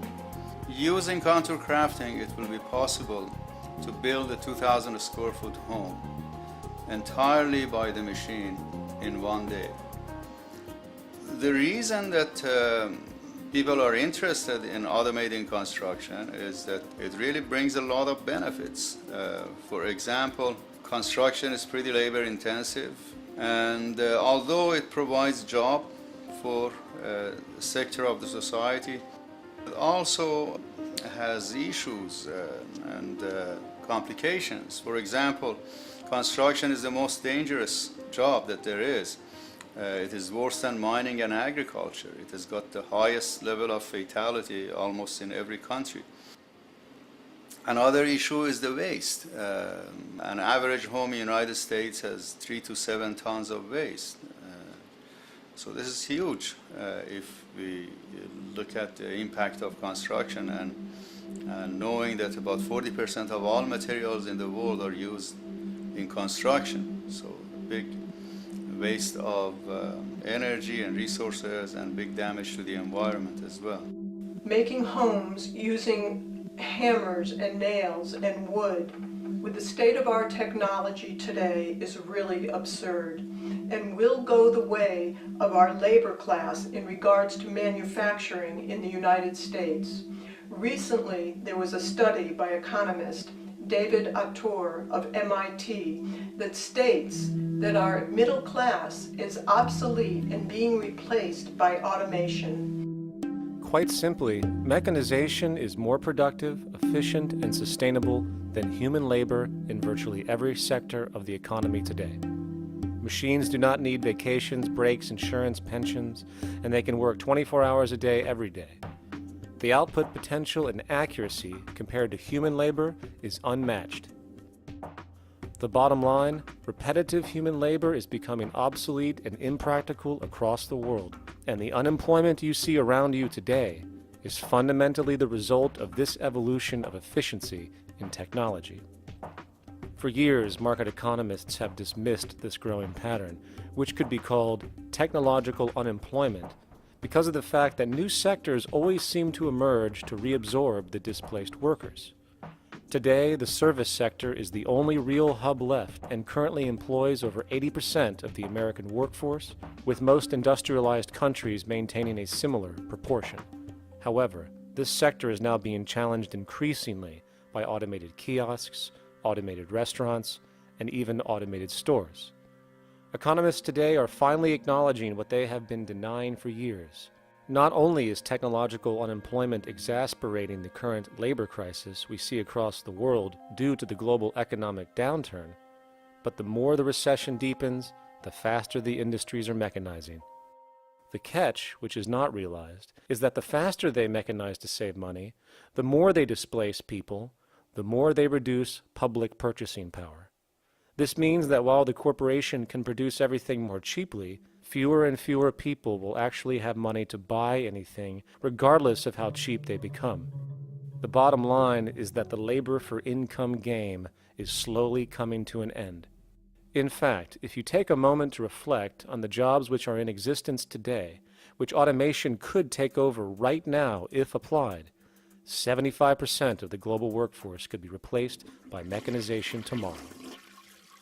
And this is why, in a resource-based economy, there is no monetary market system, no money at all, for there is no need. A resource-based economy recognizes the efficiency of mechanization and accepts it for what it offers. It doesn't fight it like we do today. Why? Because it is irresponsible not to, given any interest in efficiency and sustainability. And this brings us back to our city system. In the center is the central dome, which not only houses the educational facilities and transportation hub, it also hosts the mainframe that runs the city's technical operations. The city is, in fact, one big automated machine. It has sensors in all technical belts to track the progress of agriculture, energy gathering, production, distribution, and the like.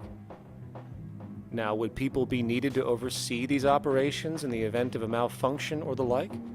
Most probably yes, but that number would decrease over time as improvements continue. However, as of today, maybe 3% of the city population would be needed for this job when you break it down. And I can assure you that in an economic system which is actually designed to take care of you and secure your well-being, without you having to submit to a private dictatorship on a daily basis, usually to a job that is either technically unnecessary or socially pointless, while often struggling with debt that doesn't exist just to make ends meet. I guarantee you people will volunteer their time left and right to maintain and improve a system that actually takes care of them. And coupled with this issue of incentive comes the common assumption that if there isn't some external pressure for one to work for a living, people will just sit around, do nothing, and turn into fat, lazy blobs. This is nonsense. The labor system we have today is in fact the generator of laziness, not a resolver of it. If you think back to when you were a child, full of life, interested in new things to understand, likely creating and exploring, but as time went on, the system pushed you into the focus of figuring out how to make money. And from early education to study at a university, you are narrowed, only to emerge as a creature which serves as a cog in a wheel in a model that sends all the fruits to the upper 1%. Scientific studies have now shown that people are, in fact, not motivated by monetary reward when it comes to ingenuity and creation. The creation itself is the reward. Money, in fact, appears only to serve as an incentive for repetitive, mundane actions, a role we have just now shown can be replaced by machine. So when it comes to innovation, the actual use of the human mind, the monetary incentive has proven to be a hindrance, interfering and detracting from creative thought. And this might explain why Nikola Tesla, the Wright brothers, and other inventors who contributed massively to our current world never showed a monetary incentive to do so. Money is, in fact, a false incentive and causes 100 times more distortion than it does contribution. Good morning, class. Please settle down. The first thing I would like to do is go around the room and ask what everyone would like to be when they grow up. Who would like to go first? Okay, how about you, Sarah? When I grow up, I want to work at McDonald's like my mom. Oh, family tradition, eh? How about you, Linda? When I grow up, I'm going to be a prostitute on the streets of New York City. Oh, glamour girl, huh? Very ambitious. How about you, Tommy? When I grow up, I'm gonna be a rich, elitist businessman who works on Wall Street and profits off of the collapse of foreign economies. Enterprising, and great to see some multicultural interest. As stated before, a resource-based economy applies the scientific method to social concern, and this isn't limited to simply technical efficiency. It also has the consideration of human and social well-being directly and what comprises it. What good is a social system if, in the end, it doesn't produce happiness and peaceful coexistence? So it is important to point out that with the removal of the money system and the necessities of life provided, we would see a global reduction in crime by about 95% almost immediately, for there is nothing to steal, embezzle, scam, or the like. 95% of all people in prisons today are there due to some monetary-related crime or drug abuse, and drug abuse is a disorder, not a crime. So what about the other 5%, the truly violent, often seeming to some as being violent for the sake of being violent? Are they just evil people? The reason that I frankly think it's a waste of time to engage in moral value judgments about people's violence is because it doesn't advance by one iota our understanding of either the causes or the prevention of the violent behavior. People sometimes ask if I believe in forgiving criminals. My answer to that is, no, I don't believe in forgiveness any more than I believe in condemnation. It's only if we as a society can take the same attitude of treating violence as a problem in public health and preventive medicine rather than as a moral evil. It's only when we make that change in our own attitudes and assumptions and values that we will actually succeed in reducing the level of violence rather than stimulating it, which is what we do now. The more justice you seek, the more hurt you become, because there's no such thing as justice. There is whatever there is out there. That's it. In other words, if people are conditioned to be racist and bigots, if they're brought up in an environment that advocates that, Why do you blame the person for it? They're a victim of a subculture. Therefore, they have to be helped. The point is, we have to redesign the environment that produces aberrant behavior. That's the problem, not putting a person in jail. That's why judges, lawyers, freedom of choice, such concepts are dangerous because it gives you misinformation that the person is bad or that person is a serial killer.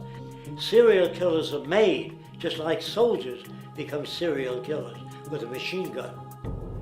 They become killing machines, but nobody looks at them as murderers or assassins because that's natural. So we blame people. We say, well, this guy was a Nazi, he tortured Jews. No, he was brought up to torture Jews. Once you accept the fact that people have individual choices and they're free to make those choices, free to make choices means without being influenced. And I can't understand that at all. All of us are influenced in all our choices by the culture we live in, by our parents, and by the values that dominate. So we're influenced. So there can't be free choices. What's the greatest country in the world? The true answer, I haven't been all over the world, and I don't know enough about different cultures to answer that question. I don't know anybody that speaks that way.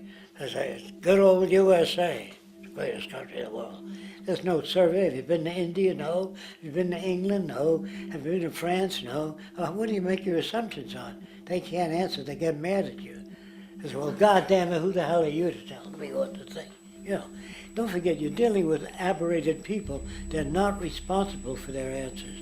They're victims of culture. That means they've been influenced by their culture.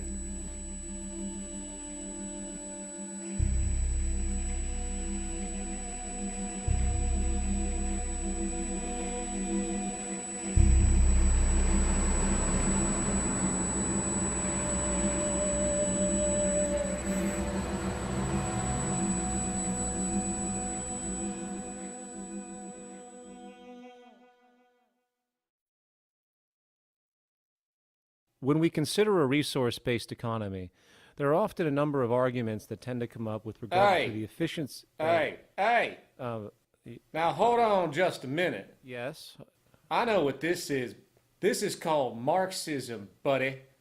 Stalin killed 800 billion people because of ideas like this. My father died in the gulag. Hold on. Communist, Fascist. You don't like America, you should just leave. All right, everybody just calm down. Death to the New World Order! Death to the New World Order! And as the irrationality of the audience grew, shocked and confused, suddenly the narrator suffered a fatal heart attack. And the seemingly communist propaganda film was no more.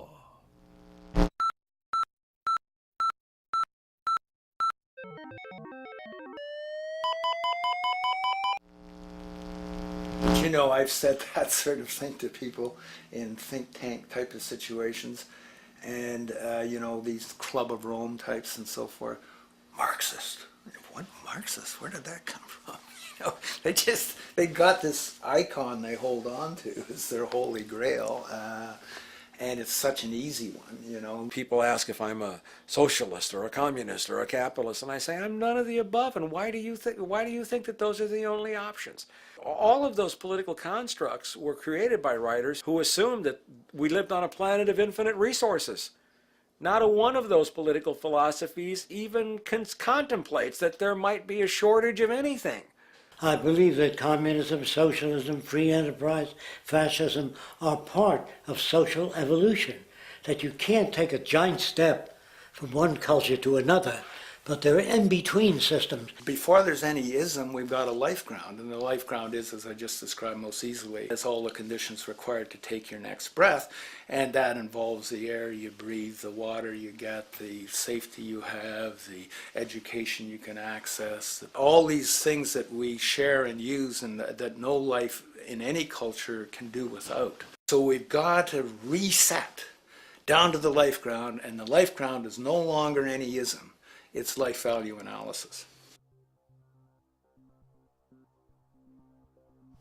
It's simply a matter of historical fact that the dominant intellectual culture of any particular society reflects the interest of the dominant group in that society. In a slave-owning society, the beliefs about human beings and human rights and so on will reflect the needs of the slave owners. In a society which again is based on the power of certain people to control and profit from the lives and work of millions of others, the dominant intellectual culture will reflect the needs of the dominant group. And so that if you look across the board, the ideas that pervade psychology and sociology and history and political economy and political science fundamentally reflect certain elite interests. And the academics who question that too much tend to get shunted to the side or to be seen as sort of radicals. The dominant values of a culture tend to support and perpetuate what is rewarded by that culture. And in a society where success and status is measured by material wealth, not social contribution, it is easy to see why the state of the world is what it is today.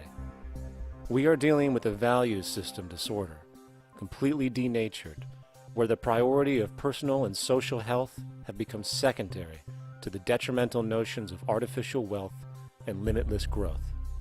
And like a virus, this disorder now permeates every facet of government, news media, entertainment, and even academia. And built into its structure are mechanisms of protection from anything that might interfere. Disciples of the monetary market religion, the self-appointed guardians of the status quo, constantly seek out ways to avoid any form of thought which might interfere with their beliefs, the most common of which are projected dualities. If you are not a Republican, you must be a Democrat. If you are not a Christian, you might be a Satanist. And if you feel society can be greatly improved to consider perhaps, I don't know, taking care of everyone, you're just a utopianist. And the most insidious of them all, if you are not for the free market, you must be against freedom itself. I'm a believer in freedom. Every time you hear the word freedom being said anywhere or government interference said anywhere, it means, decoded, blocking maximization of turning money into more money for private money possessors. That's it. Every other thing they'll say, oh, we need more commodities for people, oh, this is freedom against tyranny and so forth. Every time you see it, you can decode it down to that. And I think you'll find a one-to-one correlation with every time they use it. And this is the sense in which we might call it's a syntax, a governing syntax of understanding and of value, so that it governs beneath their own recognition of it. So they may not say, oh, I didn't mean that at all, but in fact, that's what they do. Just like you may speak a grammar, and you have rules of grammar you follow without recognizing what the rules are. And so what we have is what I call the ruling value syntax that underlies this. So every time they use these words, government interference, lack of freedom, or progress, or development, you can decode them all to come back to mean that. Of course, when you hear the word freedom, it tends to be in the same sentence with something called democracy. It's fascinating how people today seem to believe that they actually have a relevant influence on what their government does, forgetting that the very nature of our system offers everything for sale. The only vote that counts is the monetary vote, and it doesn't matter how much any activist yells about ethics or accountability. In a market system, every politician, every legislation, and hence every government is for sale. And even with the $20 trillion bank bailout starting in 2007, an amount of money which could have changed, say, the global energy infrastructure to fully renewable methods, instead going to a series of institutions that literally do nothing to help society, institutions that could be removed tomorrow with no recourse. The blind conditioning that politics and politicians exist for the public well-being still continues. The fact is, politics is a business, no different than any other in a market system, and they care about their self-interest before anything else. I don't really, honestly, deep down believe in political action. I think the system contracts and expands as it wants to. It accommodates these changes. I think the civil rights movement was an accommodation on the part of those who own the country.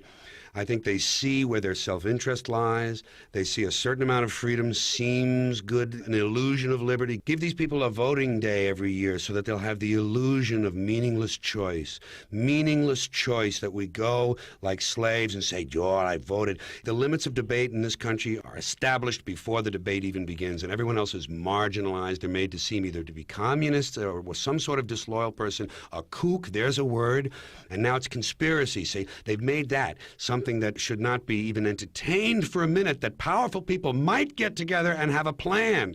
Doesn't happen. You're a kook. You're a conspiracy buff.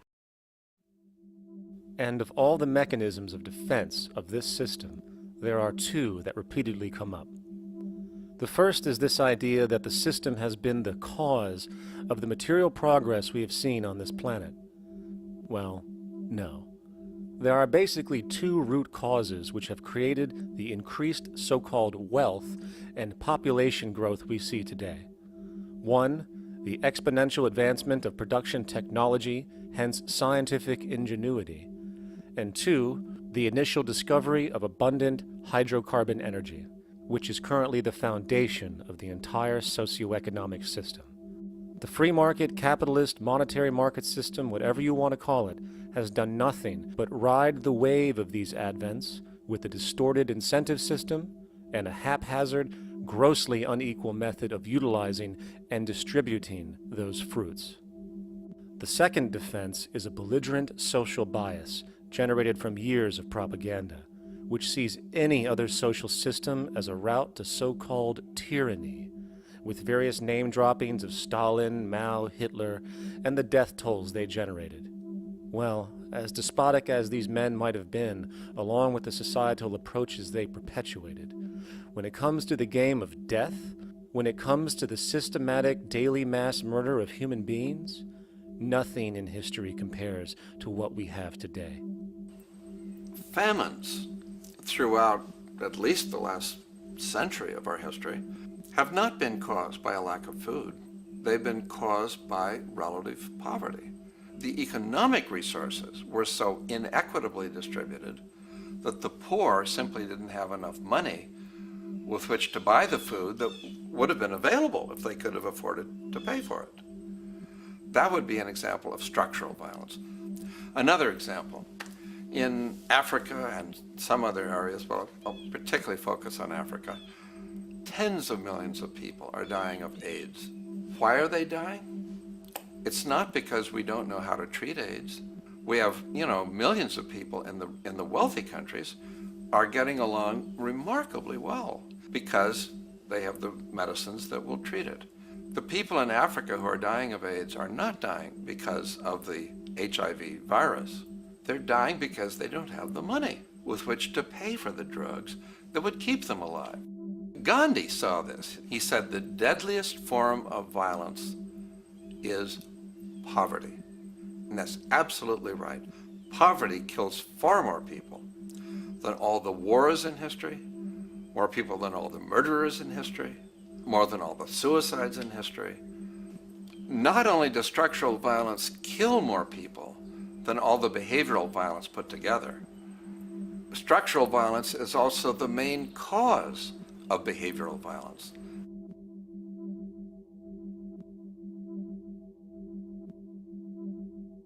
Oil is the foundation of, and that is present throughout the edifice of human civilization. There are 10 calories of hydrocarbon energy, oil and natural gas, in every calorie of food you and I eat in the industrialized world. Fertilizers are made from natural gas. Pesticides are made from oil. You drive oil-powered machines to plant, plow, irrigate, harvest, transport, package. You wrap the food in plastic, that's oil. All plastic is oil. There are 7 gallons of oil in every tire. Oil is everywhere. It's ubiquitous. And it's only because of oil that there are 7 billion people, or almost 7 billion people on this planet right now. The arrival of this cheap, easy energy, which is equivalent, by the way, to billions of slaves working around the clock, changed the world in such a radical way over the last century, and the population has gone up 10 times. But by 2050, oil supply is able to support less than half the present world's population in their present way of life. So the scale of adjustment to live differently is just enormous. The world is now using 6 barrels of oil for every barrel it finds. 5 years ago, it was using 4 barrels of oil for every barrel it finds. A year from now, it's going to be using 8 barrels of oil for every barrel it finds. What's disturbing to me is the lack of any real effort from governments worldwide or industry leaders worldwide to do something different. I mean, we have these sort of attempts to build more wind power and to maybe do something with tide. We've got attempts to make our cars a little bit more efficient. But there's nothing which really looks like a revolution coming along. These are all pretty minor. And that, I think, is pretty frightening. And the governments who are driven by these economists who don't really appreciate what we're talking about are trying to stimulate consumerism to restore past prosperity in the hope that they can restore the past. They're printing yet more money lacking any collateral at all. So if the economy improves and recovers and growth, the famous growth comes back, it'll only be short-lived because within a short period of time, counted in months rather than years, it'll hit the supply barrier again. There'll be another price shock and a deeper recession. So I think we go into a series of vicious circles. So you have the economic growth going up, price spike, everything shuts down, that's where we are now. Then it starts to come up again. But what we have now is this area where there's no more ability to produce cheap energy. We're at the peak. We're on the downslope of oil production.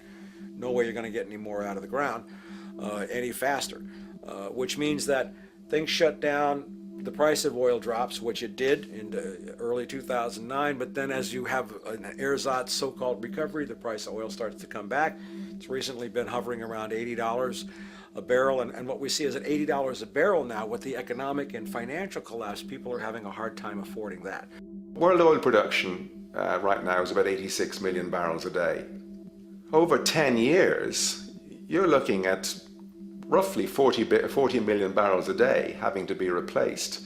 There's nothing around which can come even within 1% of meeting that sort of demand. If we don't do something pretty quickly, there's going to be a huge energy deficiency. I think the big mistake is in not recognizing a decade or so ago that a concerted effort needed to be made to develop these sustainable forms of energy. I think that's something our grandchildren will look back on with total disbelief. You people knew that you were dealing with a finite commodity. How could you possibly have built your economy around something which was going to disappear? For the first time in human history, the species is now faced with the depletion of a core resource central to our current system of survival. And the punchline of the whole thing is that even with oil becoming more and more scarce, the economic system will still blindly push its cancerous growth model, so people can go out and buy more oil-powered cars to generate GDP and jobs, exacerbating the decline. Are there solutions to replace the edifice of the hydrocarbon economy? Of course. But the path needed to accomplish these changes will not manifest through the market system protocols required, since new solutions can only be implemented through the profit mechanism. People are not investing in renewable energies because there is no money in it in both the long and short term, and the commitment needed to make it happen can only occur at a severe financial loss. Hence, there is no monetary incentive, and in this system, if there's no monetary incentive, things do not happen. And on top of it all, peak oil is just one of many surfacing consequences of the environmental social train wreck gaining speed today. Other declines include freshwater, the very fabric of our existence, which is currently showing shortages for 2.8 billion people, and those shortages are on pace to reach 4 billion by 2030. Food production, the destruction of arable cropland, from which 99.7% of all human food comes from today, is occurring up to 40 times faster than it is being replenished. And over the last 40 years, 30% of the arable land has become unproductive. not to mention that hydrocarbons are the backbone of agriculture today, and as it declines, so will the food supply. As far as resources in general, at our current patterns of consumption, by 2030 we will need 2 planets to continue our rates, not to mention the continual destruction of life-supporting biodiversity, causing extinction spasms and environmental destabilization across the globe. And with all of these declines, we have the near exponential population growth, where by 2030 there might be over 8 billion people on this planet. Energy production alone would need to increase 44% by 2030 to meet such demand. And again, since money is the only initiator of action, are we to expect that any country on the planet is going to be able to afford the massive changes needed to revolutionize agriculture, water processing, energy production, and the like, when the global debt pyramid scheme is slowly shutting the entire world down? Not to mention the fact that the unemployment you currently see is going to become normality due to the nature of technological unemployment. The jobs are not coming back. And finally, a broad social perspective.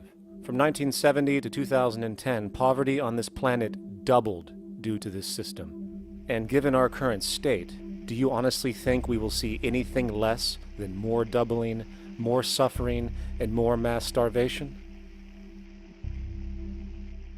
There is not going to be any recovery. This is not some long depression that we're someday going to pull out of.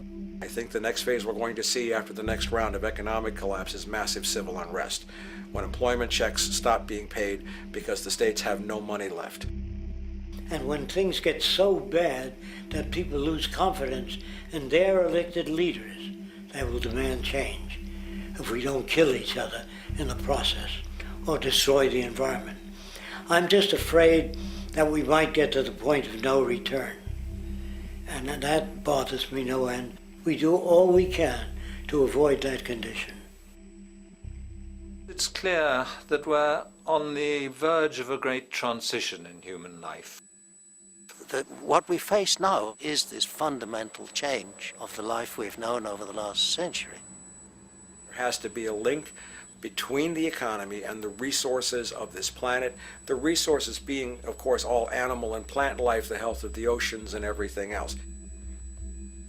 This is a monetary paradigm that will not let go until it's killed the last human being. The in-group will do all it can to stay in power. And that's what you got to keep in mind. They'll use the Army and Navy and lies or whatever they have to use to keep in power. They're not about to give it up because they don't know of any other system that will perpetuate their kind.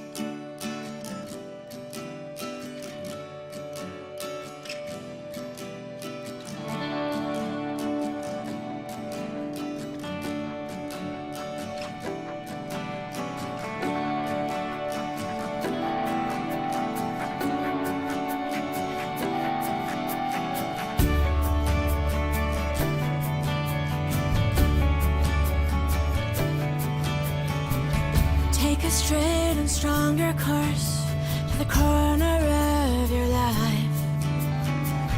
Just remember that the goal is for us all to capture all we want.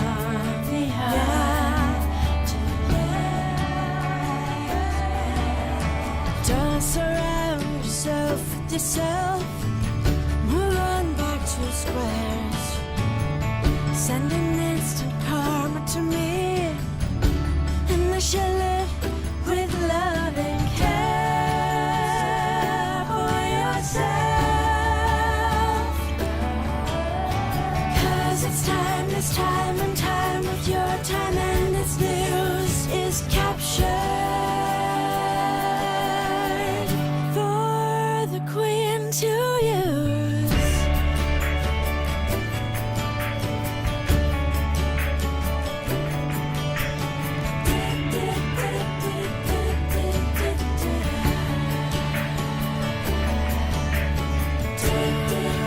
Surround yourself with yourself. Surround yourself.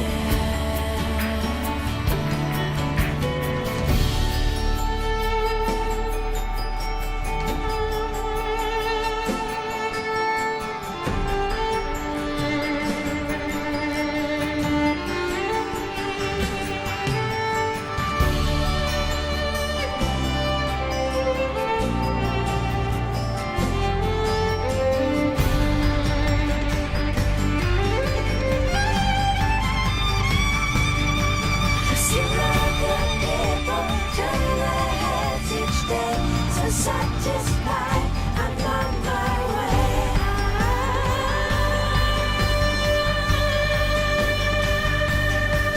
See other people turn their heads each day. So satisfied, I'm on my way. See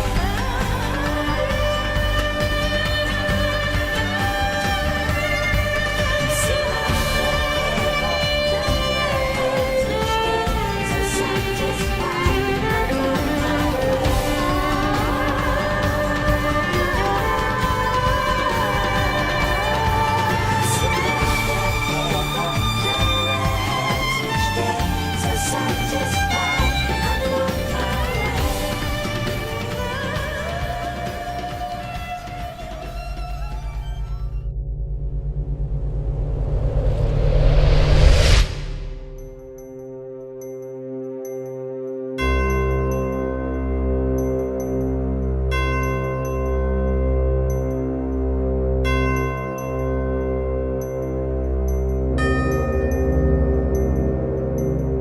day. So satisfied. O projeto Vênus apresenta uma visão nova e arrojada para a humanidade que requer nada menos que o total reprojetamento de nossa cultura.